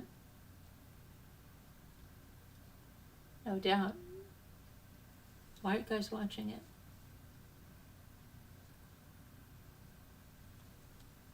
You guys watch some strange stuff, and it shows up in my feed and stuff. I always know when Scooter's watching something strange because it shows up in my feed.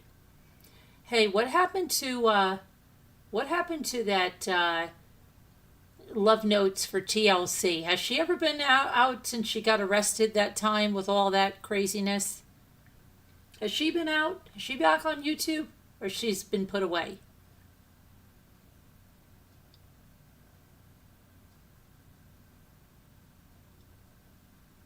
What happened to her? I watch because I love babies. Okay.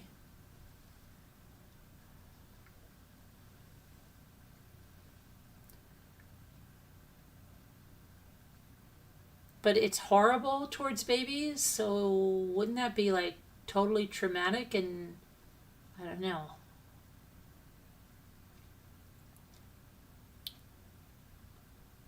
What about the love notes from TLC girl? Has she gotten out of the last time I remember she was at the hospital and she was laying all over the floor and they arrested her and she was screaming that she was a federal agent.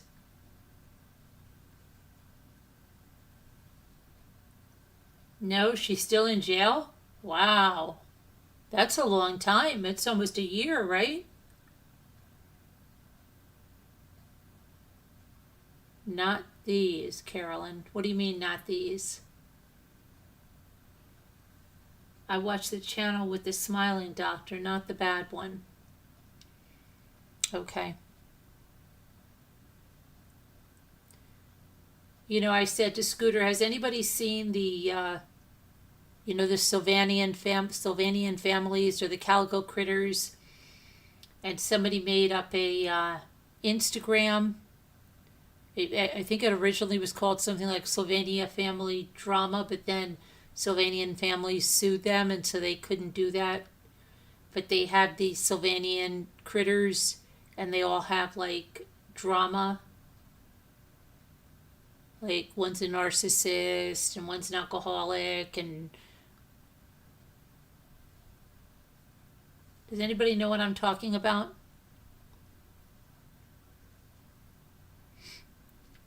Does anyone know what I'm talking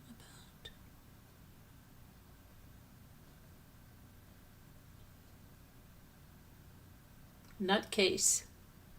No, I'm not talking about Scooter, Linda, but you shouldn't call her that.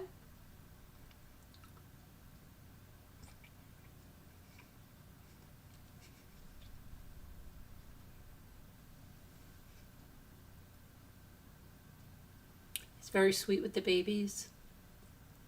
Did anybody see that Sylvanian family drama?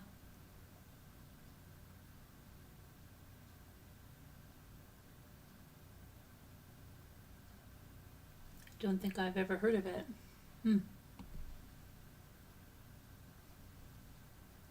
I told her not to call you that, Scooter. I don't know why.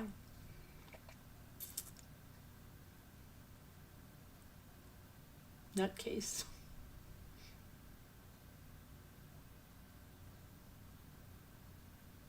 You guys have never heard of it? It's quite amusing, but well, the Sylvanian people, they have problems. Like, you know what the Sylvanian characters are, right? Those little rabbits and mice and hedgehogs and bunnies. Well, they are the same thing, but they have them like coming home late, and or they have having a like, you're a narcissist, blah blah blah. No, you're not. And then I'm divorcing you. You're an alcoholic, like that kind of stuff. It's funny, but they got sued because they were using the Sylvanian family's name. But they felt, well, they should have, like, why can't they bought all that stuff? Like, why can't they have creative license? But they didn't want them to use the name. I'll tell you what happened in the lawsuit. Okay, let me tell you. This is newsworthy.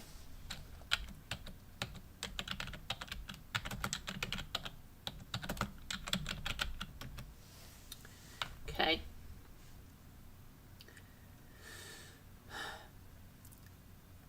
Eventually, okay, used to be called Sylvanian Drama. And actually, their hashtag, not their hashtag, their at name is still the same on Instagram, but it was called Scandalous Moles. Now it's called Scandalous Moles. But they made their account private because I'll tell you about the lawsuit.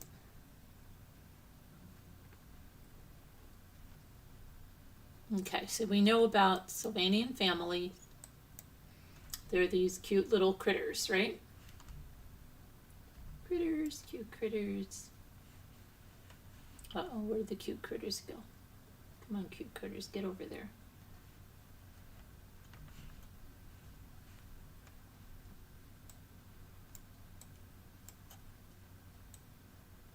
Hold on.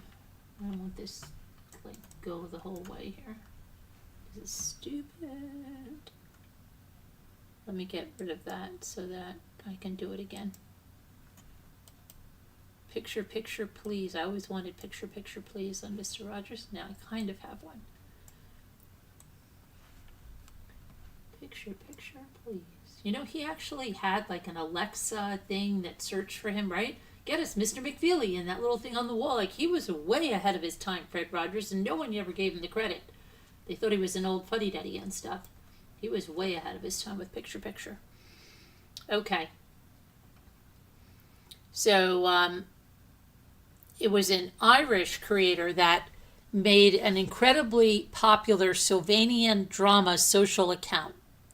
And so, Thea Van Engelbrechten, she had a TikTok and an Instagram with 2.5 million and 1 million followers respectively. She stopped posting in December of 2024, and fans were like, where'd she go? We need our Sylvanian family drama. What's going on? We need this. We can't live without it. And in April,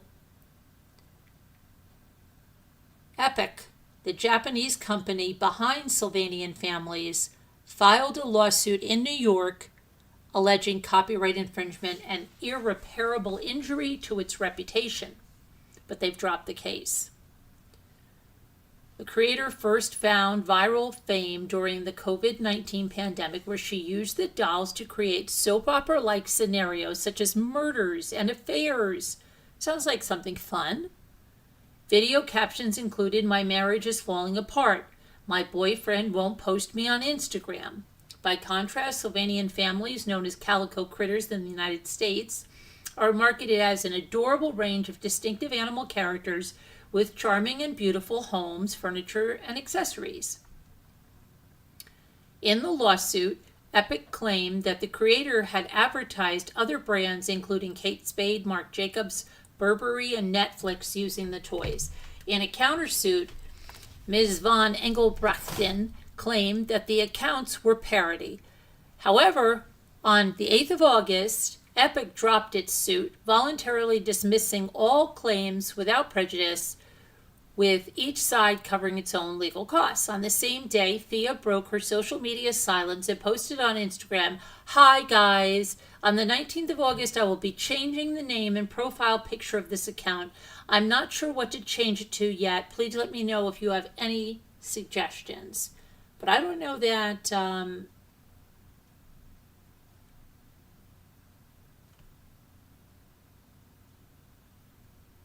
she has gone back.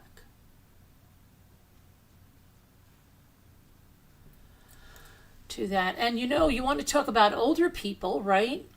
Maybe you want to talk about older people. You might not want to talk about older people.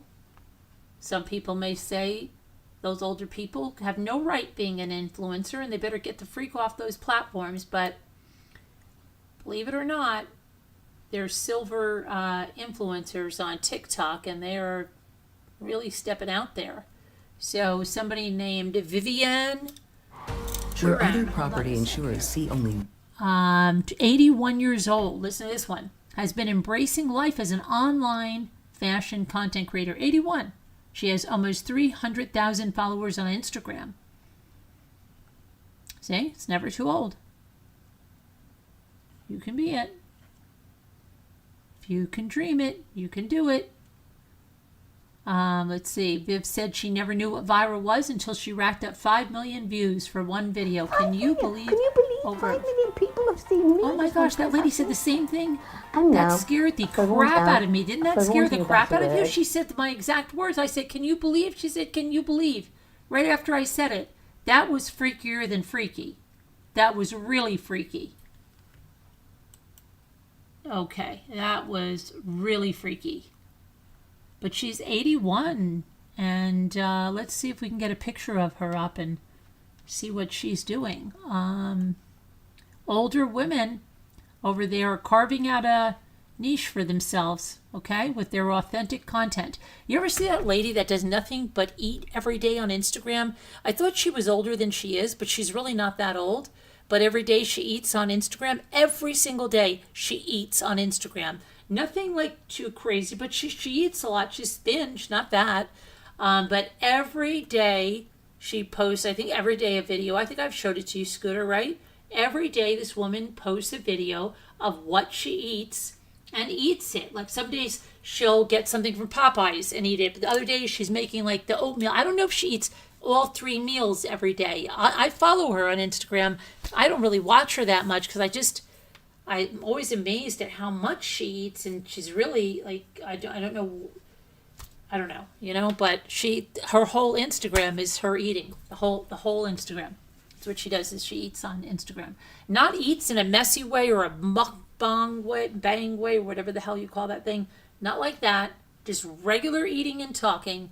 But she's always telling you what she's eating, and it's usually a lot of food, but not like a mukbang thing. Not that. Again, I'm trying to get you a picture of this lady, and all of a sudden, it doesn't want to give it to me. Let me try it again. My cousin probably would have been like that. She just passed away at 85, but she probably would have been like this lady if she did that, because she was like that.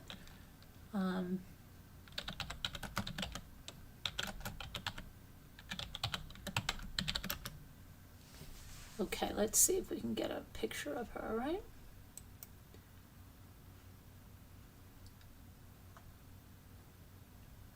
Oh, this is her. She just wants to be a fashionista. It's never too late, guys. Never too late.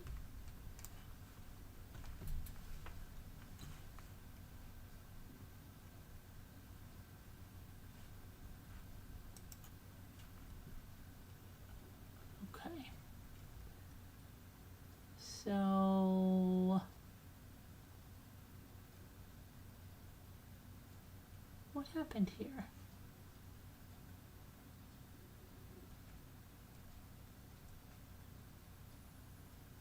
Seabrook Island. That sounds good.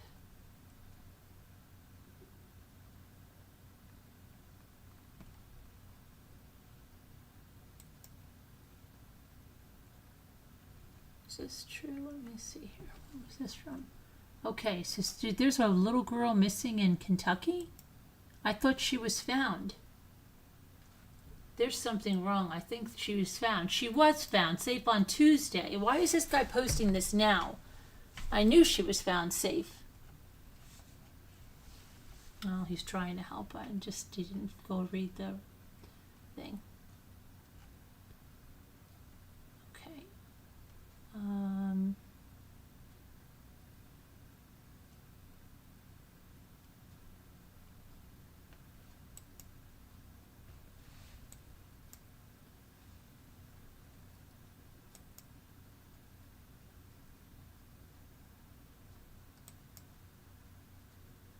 Hey. Hold on a minute. I want to show you guys something.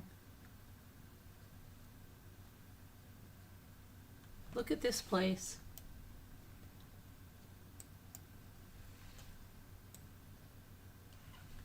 This says, it's a diner. Remember Pitbull Sleuth always wanted to go to a diner?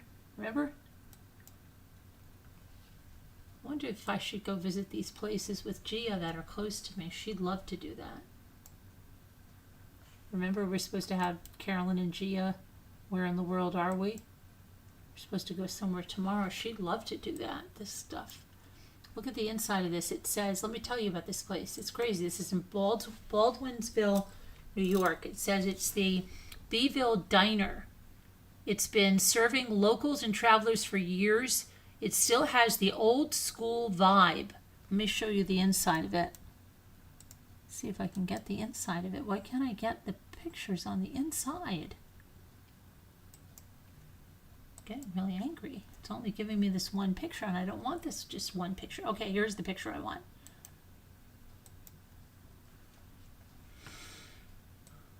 No? Oh my gosh, it's still giving me the one picture. Hold on a minute. I'm getting angry. Okay. Here's the inside with the counter. We have a place like this in Honesdale, and it had to, oh my gosh, it used to have such horrible booths like this, and it had like a bar across there. I swear, I think I shattered my kneecap on that twice. It's a pain like you can't even imagine. Oh my gosh, but it's so much like that, except it has a train that rides on it. Okay, but this one says, let me tell you what it says about it. I'm going to see how far it is for me. You'll love the old school 1950s vibe, the chrome accents, the red and white booths, the tabletop jukeboxes. Yeah, they used to have those in the Roscoe Diner over here. Breakfast is a standout, especially the huge Beeville Frita, packed with sausage, pepperoni, peppers, onions, and cheese. The burgers, the Monte Cristo, and award-winning chili are all favorites, and the milkshakes, including fun seasonal ones, are a must-try. Portions are big, prices are fair, service is always friendly. It's open 24 hours a day on weekends. It's the perfect stop. It's in Baldwinsville now. Where is that?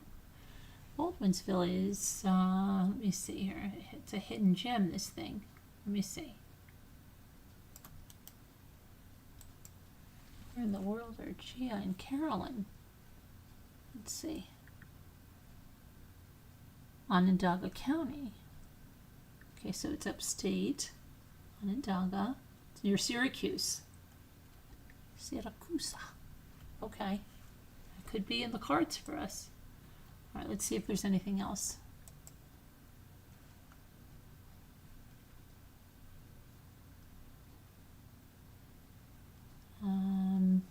Just saying the Roscoe Diners. The Roscoe Diner isn't what it used to be. Phoenicia Diner.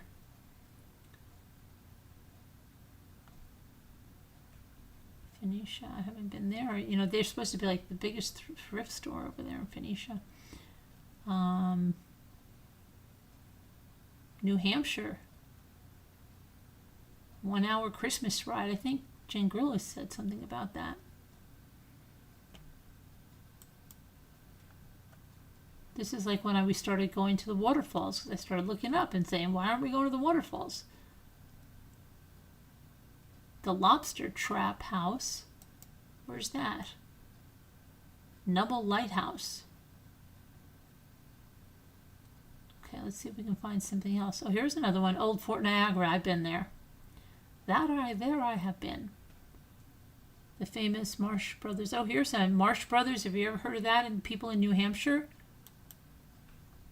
The little store, we used to have a famous little store in Roscoe, and then it closed down, and that was so sad. That thing was, it had a certain smell when you opened it. It was, oh my gosh, the creak of the floors, I still remember it.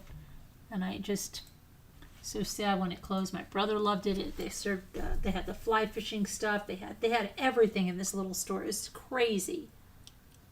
Oh my gosh, it's just crazy. Oh, here's a waterfall. Let's see.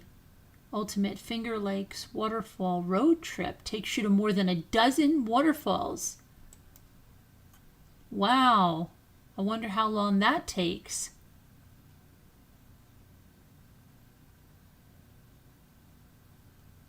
Grimes Glen is a must-do and one of the only free sites in New York. That's not true. That's not true. Let's see. Road trip takes you on more than, you'll see the Toganock Falls, plunge 215 feet taller than Niagara. Lucifer Falls, I don't like that name, 115 feet through a rugged gorge. Walk under the stone bridge at Rainbow Falls in Watkins Glen State Park. Then wade through the creek at Grimes Glen to reach hidden cascades deep in a green ravine with lakeside drives, scenic overlooks, and peaceful nature stops around every curve. Yeah, but how long is that going to take us? Road trip, it says. Okay, let's see what else.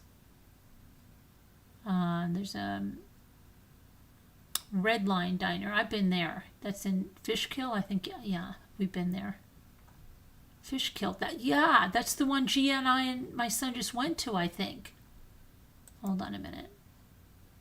Red Line Diner. Yeah, I believe we went to that one. Look at this. This is in New York too. See, there's so much stuff to see and so little time to see it, right?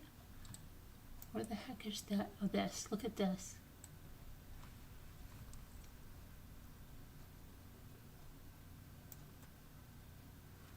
That right there.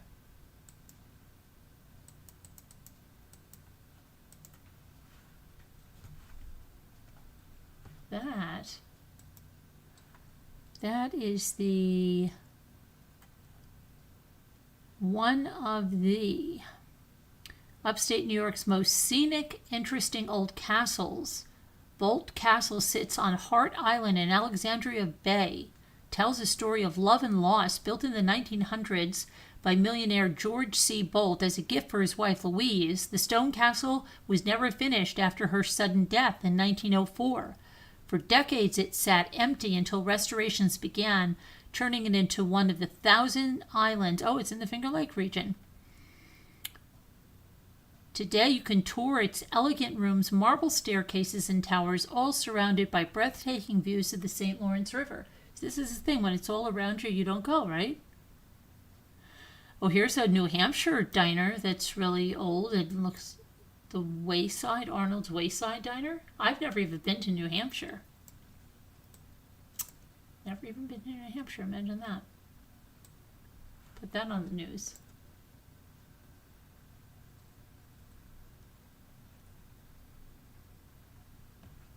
There is a diner kind of like this in Red Hook. It was really good. Looks very much like that.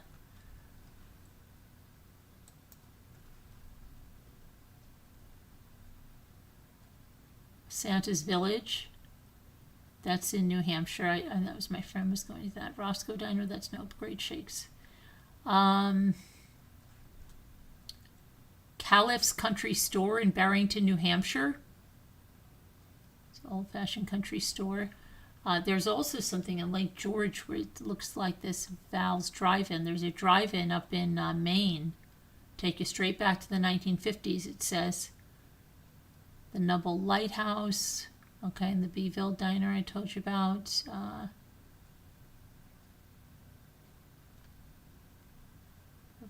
We used to have a beautiful cider mill right in town. Oh, look at LL Bean. Wow, they actually have like a big... That's... food outside the store. Connie's Diner, and there's another one in upstate New York. I thought New Jersey had the most diners. There's a lot over here. In the Finger Lakes, too, again. Maybe Gia and I are going to have to go on a road trip up there. Look at this one. Connie's Diner. It says,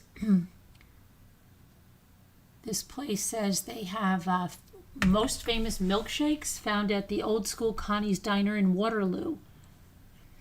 It's family run since 1989 and 1950 style spot serves massive portions of diner favorites all day long, from steak and eggs to club sandwiches, fish fry dinners. The milkshakes are the real stars, piled high with whipped cream, cookies, candy, and more. You can also grab pie, waffles, or fries with gravy, all made fresh and served fast. It's cash only. Yeah, that's the other thing. And Red Hook is cash only too.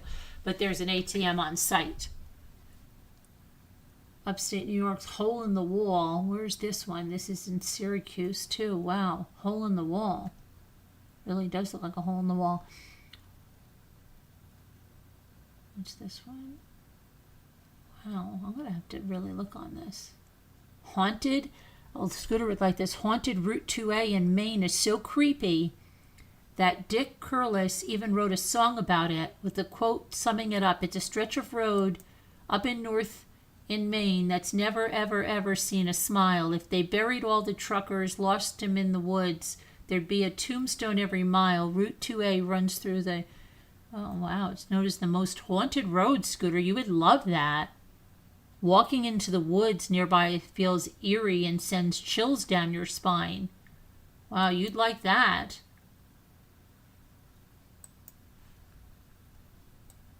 Look at that, Scooter. It doesn't look that eerie. It looks kind of like a lot of roads up here. Honestly, it does. If that doesn't look scary. I saw somebody was telling me, oh, there's a scary road in Colorado, and I'm like, that's what every road up here looks like. If you shut your lights, there's no street lights or anything. I'm like, I don't know. That really doesn't look scary to me. I'm sorry, not at all. The base in New Hampshire. There's a lot of stuff in New Hampshire. New York State's Historic Mansions road trip. Interesting. The Big Chicken Barn. The Big Chicken Barn in Maine is a 21,600 square foot shop now that is full of books and antiques and treasures. It's called the Big Chicken Barn.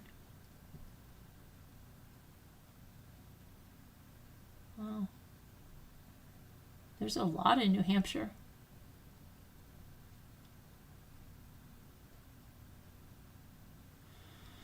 Newick's Lobster House in Dover, New Hampshire has been serving up fresh local seafood. They said it's unbelievable there, huh? Wow. They said back in the 60s, a bucket of steamers ran 99 cents and a 2 lobster plate was $5. Isn't that crazy?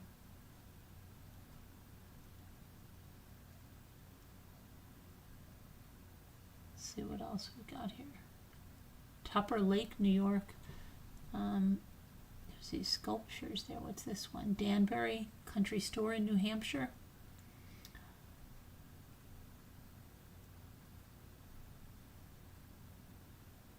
West Virginia Dolly's Diner, if you're in West Virginia.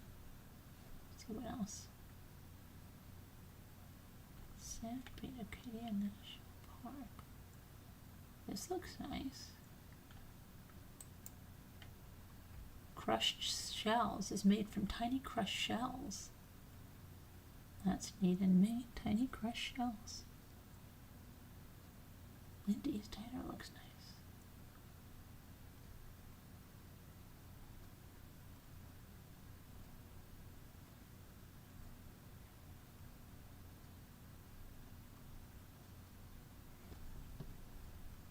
Just like you just got to put yourself to it. Just like when you see the waterfalls, you just have to.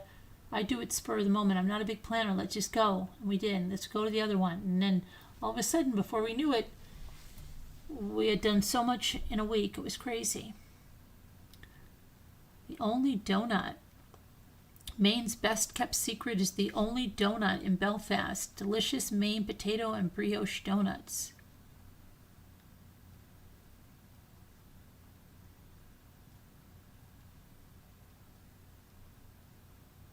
Old cider mill, Connecticut. We had an old cider mill, really. White Mountain, we went, no, that's not, oh wow. There's another of the old chicken barn antiques. Daniel Boone. Oh, here's North Carolina. Daniel Boone. Look at this. This looks good. I wonder, I'm going to shop in this if it's on my way to go down to South Carolina. That looks kind of like somewhere I'd like to go. Look at that. Wouldn't you like to go there? Look at that. Won't you look at that? It says that for more than 50 years, the Daniel Boone Inn in Boone has been a proud North Carolina tradition. It serves up real home-cooked meals that taste just like Sunday dinner at Grandma's. The award-winning spot dishes out hearty family-style feasts with 3 meats, 5 vegetables, hot biscuits, preserves, dessert, sweet tea to wash it all down. Jimmy would like that too. In summer, you'll start with a crisp salad, and in winter, a warm bowl of soup. Weekend breakfasts bring even more country favorites. Wow. I wonder if that's on my way.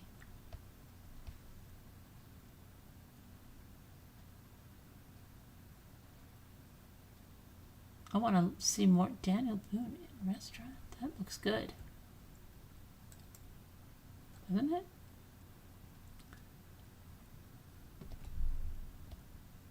Holy Cannoli in Waterville, Maine. Some of the best homemade pastries and Italian specialties. Interesting. Union Diner in Laconia, New Hampshire. Look at this car. Has anybody ever seen this LL Bean car? I didn't even know such a thing existed. Look at what we're learning here tonight. You never know what you're going to learn on this show, ever. Look at that. That's almost like that Longaberger basketball. And this is what I said. This is the LL Bean Mobile. And then they have a big shoe like that outside their headquarters. Look at that. That's crazy. Wouldn't you like to drive a car like that? Sometimes have it for your personal self. I would. Okay. Olympia Diner in Connecticut. You have a lot of diners in New Hampshire. The Finger Lakes Rail Experience. Maybe I need to go on that. I feel like there's such little time left, you know? Gotta just live it.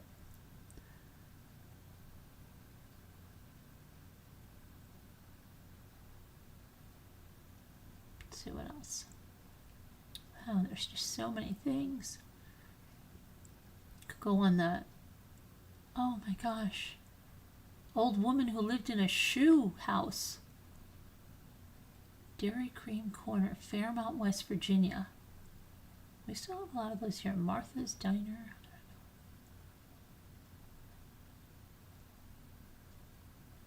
Where's that? Teepee Beach in Maine is one of the stunning features that actually has like these teepees on it.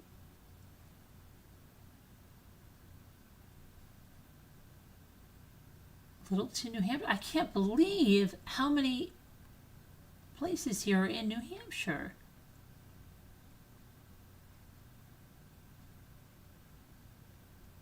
Wow, there's a lot.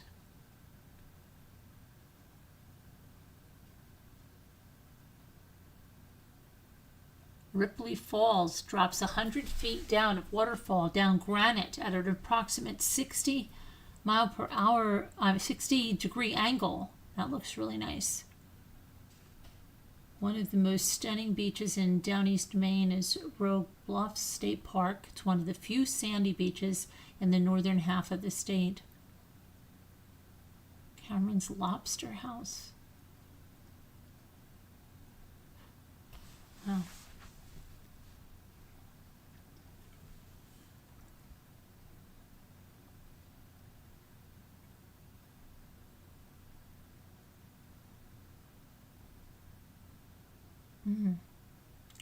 The Red Parka Steakhouse and Pub is one of New Hampshire's most beloved spots. Glen, New Hampshire. Great Lake State Park in upstate New York is home to two of the state's most unique lakes, Green Lake, 190 feet deep, 95 feet deep, and Round Lake, 170 feet deep. It's special. The water does not mix, so there's no oxygen at the bottom to degrade anything. You drop metal in there, it looks the same 100 years later as when you put it back in, someone said. What? Wait a minute. This guy said the water doesn't mix, so there's no oxygen at the bottom to degrade anything. You drop metal in there, it looks the same 100 years later as when you put it in. What is he talking about? The park has a sandy beach, boat rentals, and 19 miles of trails. That looks someplace nice. Look at the water. Look at this. Gee and I are going to have to get busy.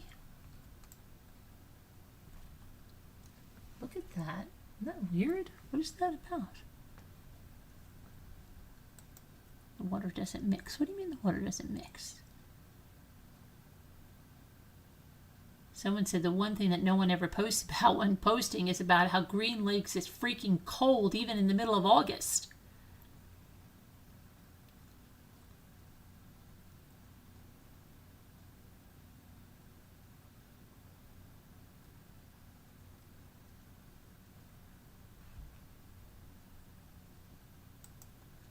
Okay, let's see.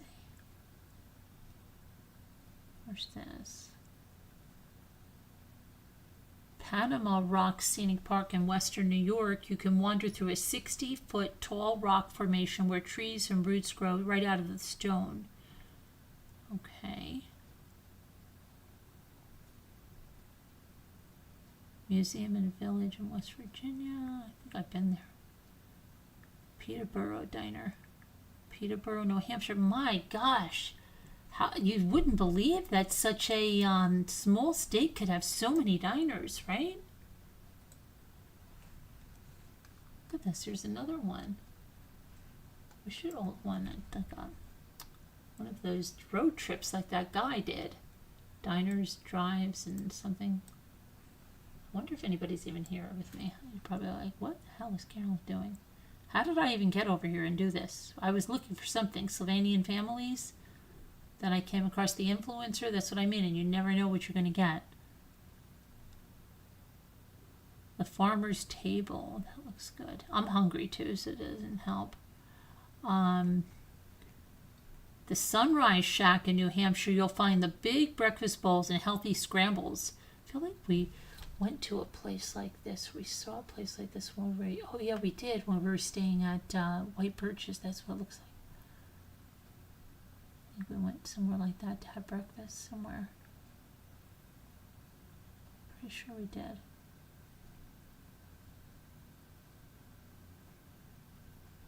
Fluffy Chowder. Fluffy Chowder in New Hampshire. Fluffy Chowder is nothing else you'll find in the state. It's fluffy chowder. It's creamy light, loaded with chunks of tender lobster. Wow, that looks fluffy chowder.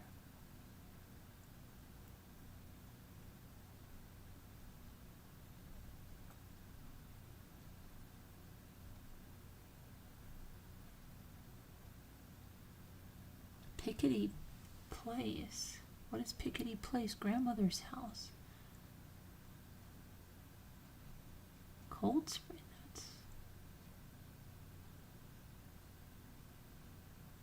There's a lot of beaches in Maine.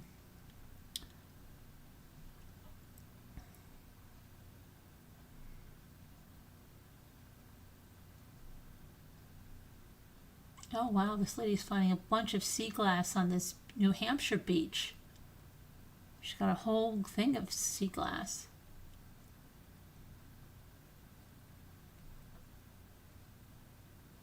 One of upstate New York's most haunting hikes. What is this? Where's this haunting hike? Where's this taking you? Where is this? Hudson Valley, Ashokan Reservoir. Ashokan Reservoir. Signs warn you rattlesnakes live here too. Okay.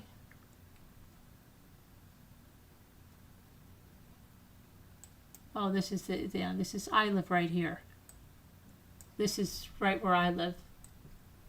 Right here. It's the scenic byway. That's where they actually have done some Mercedes-Benz commercials in the past.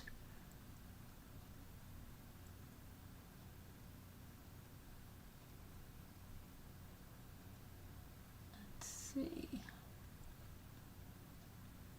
At High Tide Restaurant in Maine, you can enjoy fresh seafood and river views. I am hungry, so this is not good for me right now. So now I'm thinking of having lobster and fluffy chowder.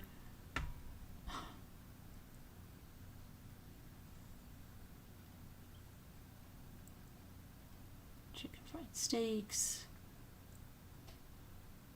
Apple cider donuts. Harmon's hamburgers. Butcher, this is Maine and New Hampshire have so many. Another one may look like a hole in the wall, but it said, wow. Best autumn waterfalls in New York State. I've got to look at this. Let's see, what are the best, we should go on one tomorrow. The best one, Niagara Falls, we can't do that tomorrow. Seneca Mills and Falls, that's too far. Watkins Glen, Aunt Sarah's Falls, Eagle Cliff, Buttermilk Falls, Ithaca Falls, Delphi Falls, Chitango Falls, Pratt's Falls, Salmon River Falls. Mid-October is usually the best time to see the color. Well, I'm not wood. Wow, those are really nice.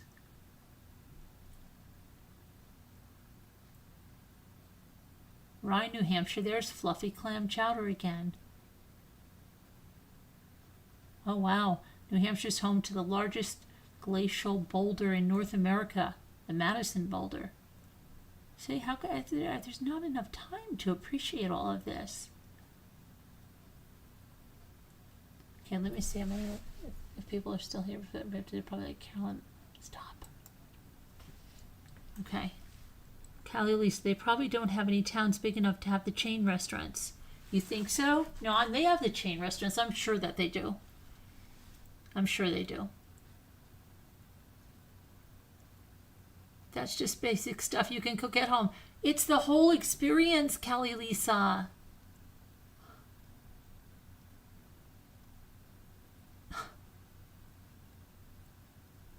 It's the whole experience, the nostalgia. Aren't you just? But maybe you're in California. You haven't. Do you have? You don't have that stuff in California. You do that. The old diners like that. There's a nostalgia to that. I am so hungry now. That's all I know. So hungry. Oh my gosh! Look at this. I've got to go here. I have to go here. Wherever this is, I have to go. It's in New York. I'm going. Look at this. Never even heard of this. The Eternal Flame waterfall. Listen to this. Eternal Flame Falls in New York is one of the most unusual waterfalls in the Northeast. It's only a 30-foot fall. It has a small natural flame that flickers in a grotto just behind the water. The flame is fueled by gas seeping up from the deep underground, and while it sometimes goes out, it can be relit with a lighter. What makes it interesting to scientists is that the shale here isn't hot enough for normal gas formation, yet the flame keeps burning. It's a rare and striking sight, fire glowing right behind a flowing waterfall. Wow. Listen to this lady said, I've been here many times. Methane gas is strong in this area. You can smell it as you hike down the creek gorge. I have lit the water too. You find a steady ribbon of bubble bursting up in the creek, and you can light the air bubbles as they break the surface and pop.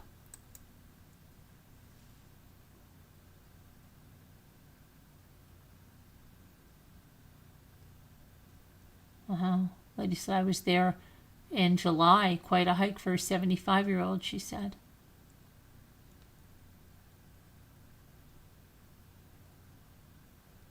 Where is it? Let me see where it is. Eternal Flames. Let me see where it is.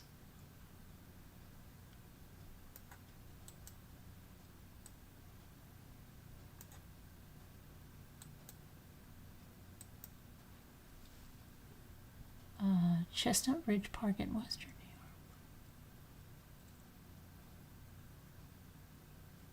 New York. Where is it? Orchard Park, New York. That's up by Albany area, isn't it?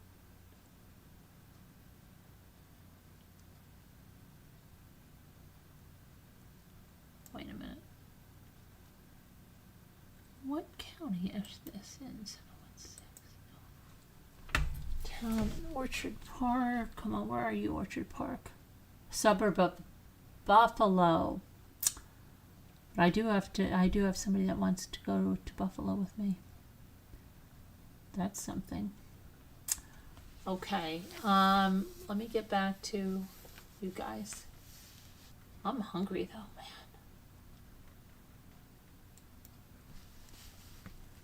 Okay, I've never had fluffy chowder. It does sound delightful. They probably, yeah, we do, but I'm an adventurous eater. I like trying new and weird stuff. Like, I've eaten guinea pig. Oh, I could not eat guinea pig. Stop that. Stop that. You've been to Ecuador? Have you been to Ecuador, Callie Lisa?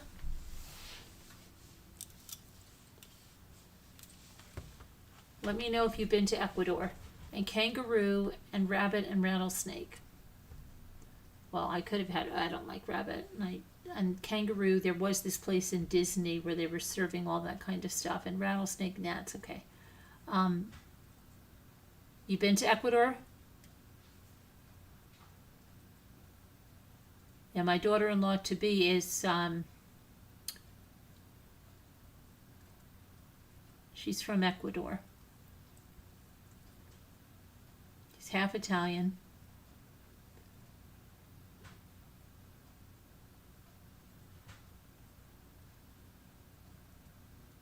But her parents have a lot of property in Ecuador. And Quito, and you visited 50 countries. Yeah. My older kids are big travelers. They've gone a lot of places. Especially my daughter-in-law to be, and my daughter too. My daughter went to,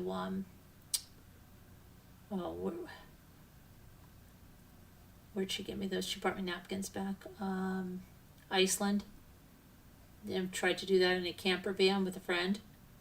I ended up staying in a hotel after I don't know how many nights. Yes, they did. It was a special restaurant in the resort where we were staying back in the 90s, Catherine.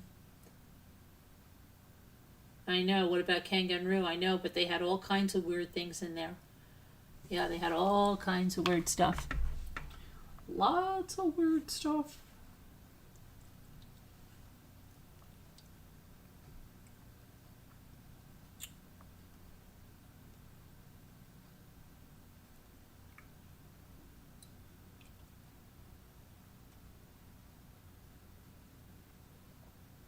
They can't serve kangaroo. I know, but they do. They did. I don't know if they still do it. They did. We got into this about the Sylvanian families, and I don't even know what the freak. We got into this. Let's see what else is going on.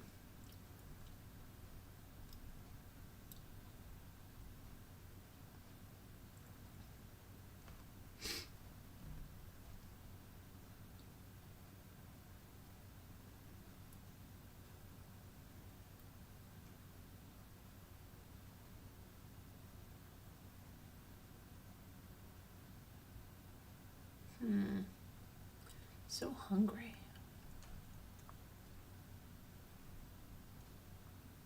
Hold on, I gotta check one thing here. I want like a vegetable or something. I've gotta look.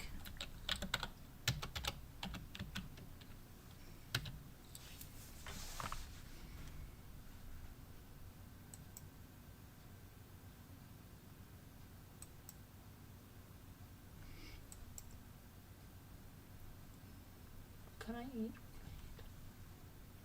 Hold on a minute. I used to have the most beautiful marinated asparagus. And I told everybody on the show, and then I've never been able to get it again. crazy. That's crazy. What's in there? Okay, let me just hold on a minute. I've got to go to my pantry here for a second. I've got to see something, okay? You're right there. I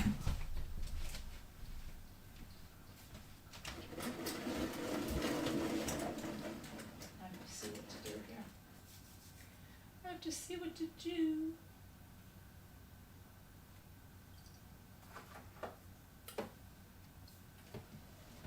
I'm going to have some green beans. Hold on a moment. What did I have? Yogurt. Oh, yeah, the yogurt. Oh, I gotta put my, shoot, I didn't put my iPad to bed. Go to sleep, little iPad. We don't want you to run your battery out. Go to sleep. I want to go to sleep.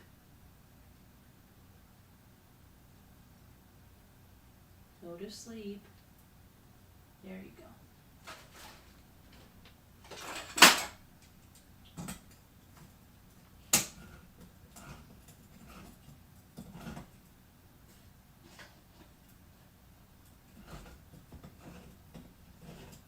I'll be right there. We'll play the word game in a minute.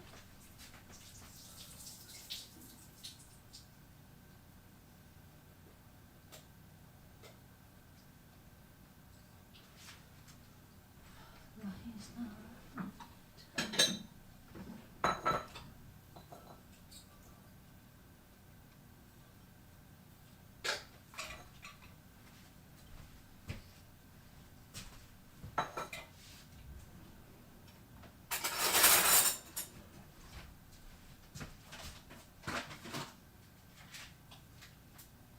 This is like old times. This is what I used to do. I used to get hungry during the lives, and then somebody would say, go eat something. That's what I'm doing. I used to have apples with peanut butter. Somebody complained about that once. Not anybody that liked me, just haters. Let's see. Hold on, I'll be right there. I'll be right there.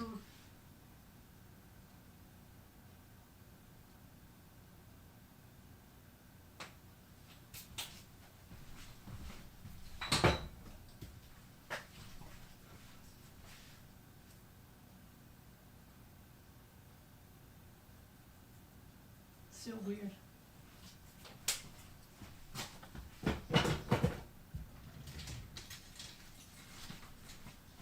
So hungry. Dying.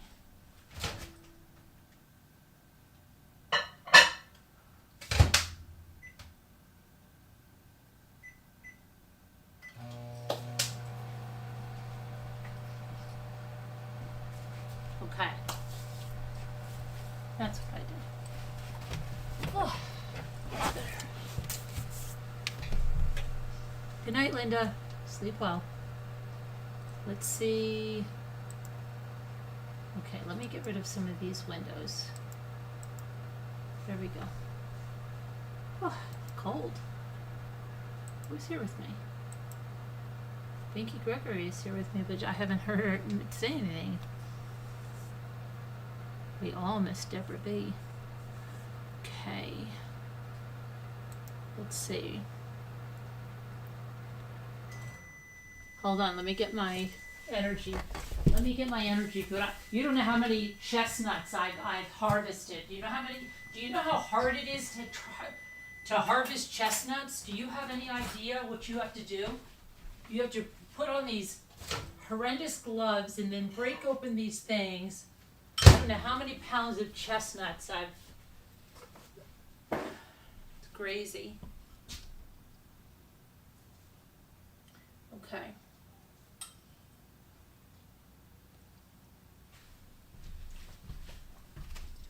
Very good.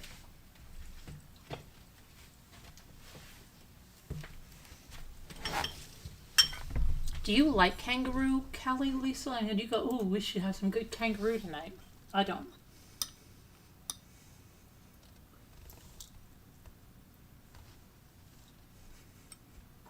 I really can't. I don't think I could try it. I'm not that adventurous.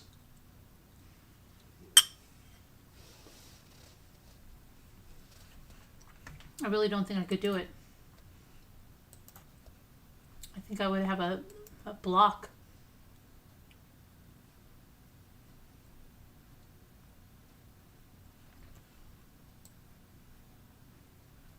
Thickly. Where's Murder of Crows? We haven't seen Murder of Crows in a few days. Marianne, I hope you're okay. Mary Warren, I know you've given me some updates. Got to check on our ramblers, but Marianne, I hope you're okay.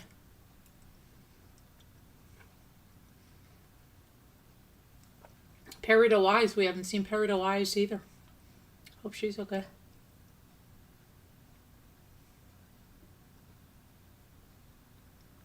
I only tried it once. It was very good, really. I imagine it would be very gamey. Kind of like chicken thighs or something. I don't know.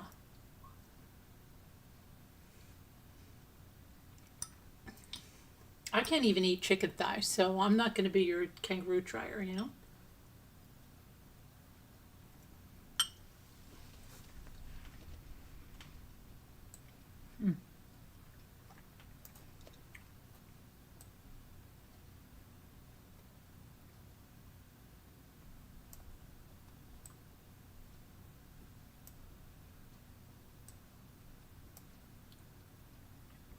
I don't know. I'm just not. I'm not the big.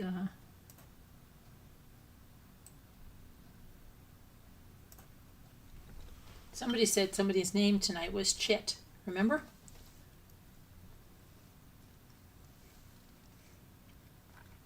Where's Mr. Electric? UHP.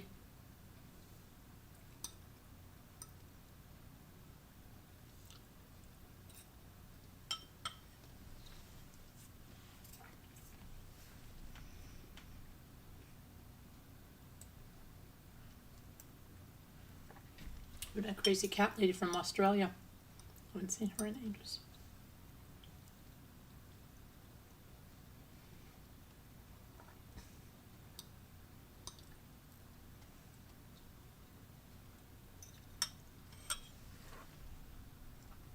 Lydia Lane.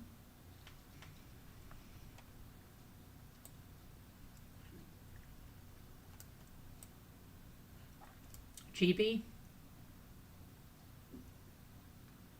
Gigi, I mean Gigi. GB. Gigi. No. GB. GB. She was always the first one in here. Still a member. I just haven't seen her around.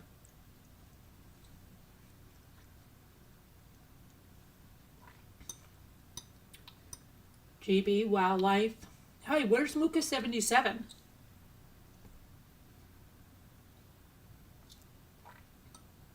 Lisa Hobbs. I see her in the comments all the time, but I haven't seen her lives. Cat's Got Your Tongue.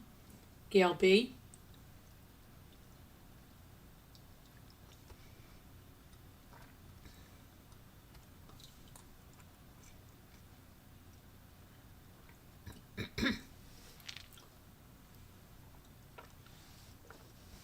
Who else?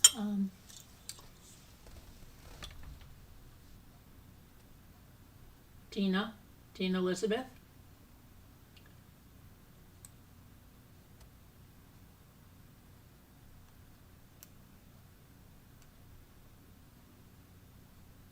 It's almost like a game in itself.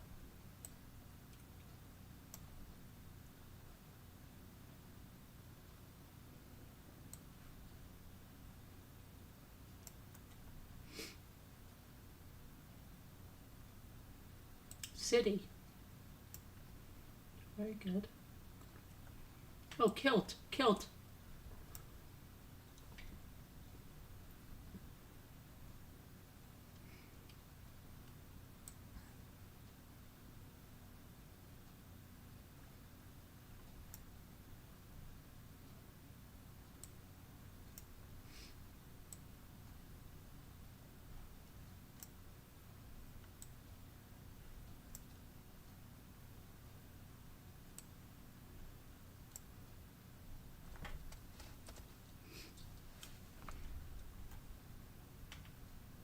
Hilt. Oh, very good. Okay, so we did. Okay.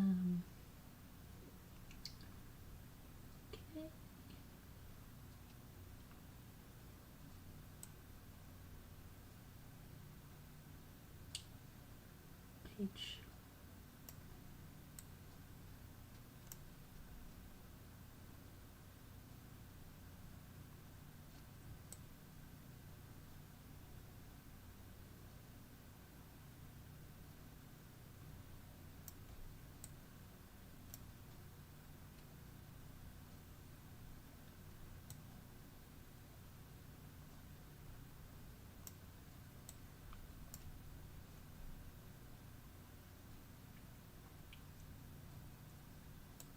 What can we do here?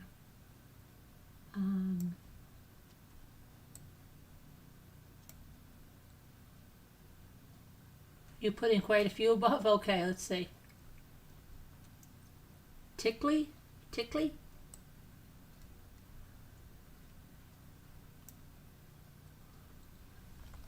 Lick, itchy, itch. Okay, I have those. Lick, I have. Tick, kit, ilk. Okay. Hold on. Which one do you have? But there's no G. Lith, hick. I thought I did try hick, didn't I? Lit, so we need lit, something between lit and tick. Lit.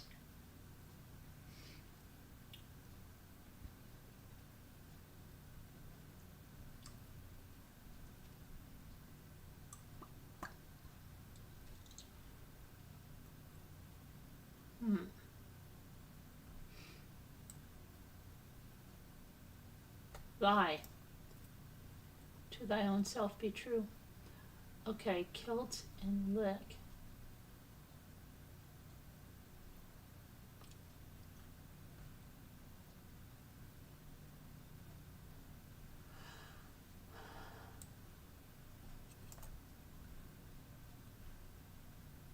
Oh.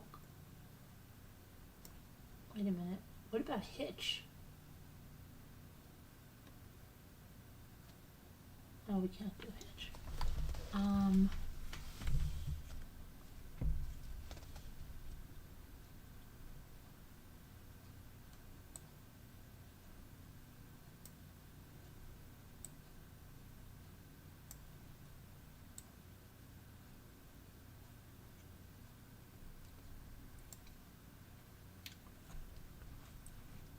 What is this word over here? It's got to be.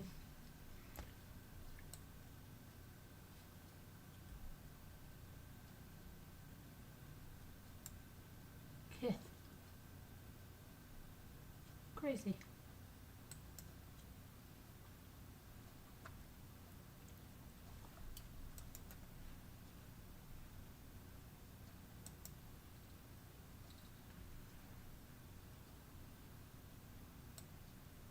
Uh-oh.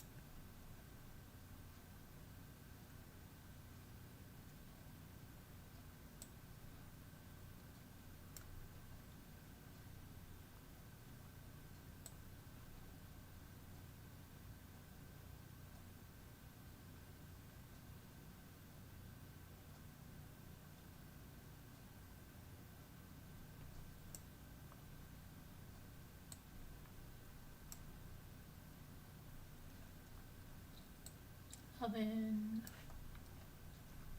What the heck? What the heck? Okay.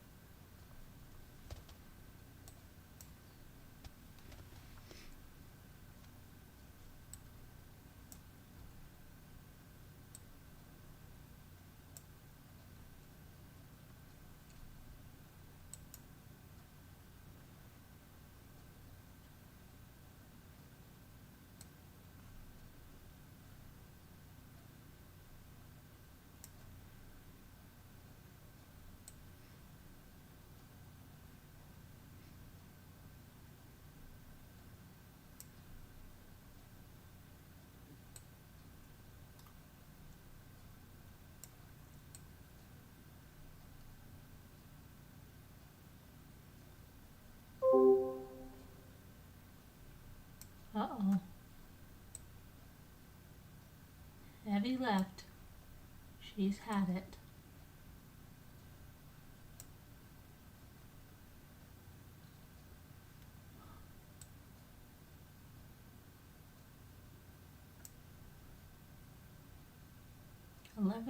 Envelope. Loop. Envelope. Elope. We did elope.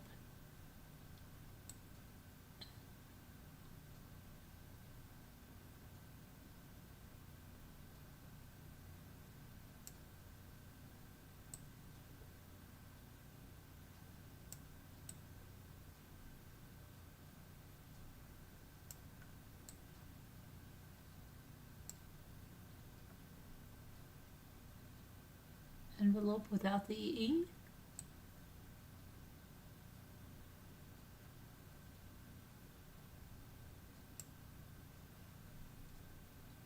Okay, there we go.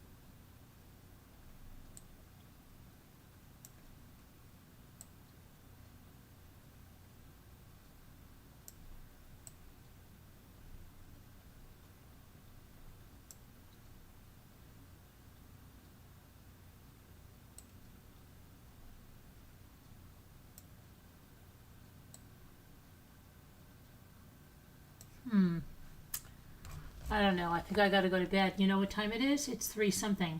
And I'm supposed to be going out tomorrow somewhere. You warmed up oatmeal? That's good. That's good. Have some. Now you can go to sleep. So you can't sleep if you're hungry. You cannot sleep. All right. Goodbye, everybody. I love you. I'll see you tomorrow. Be good. Thank you for hanging out. We'll talk to you later. Bye-bye now.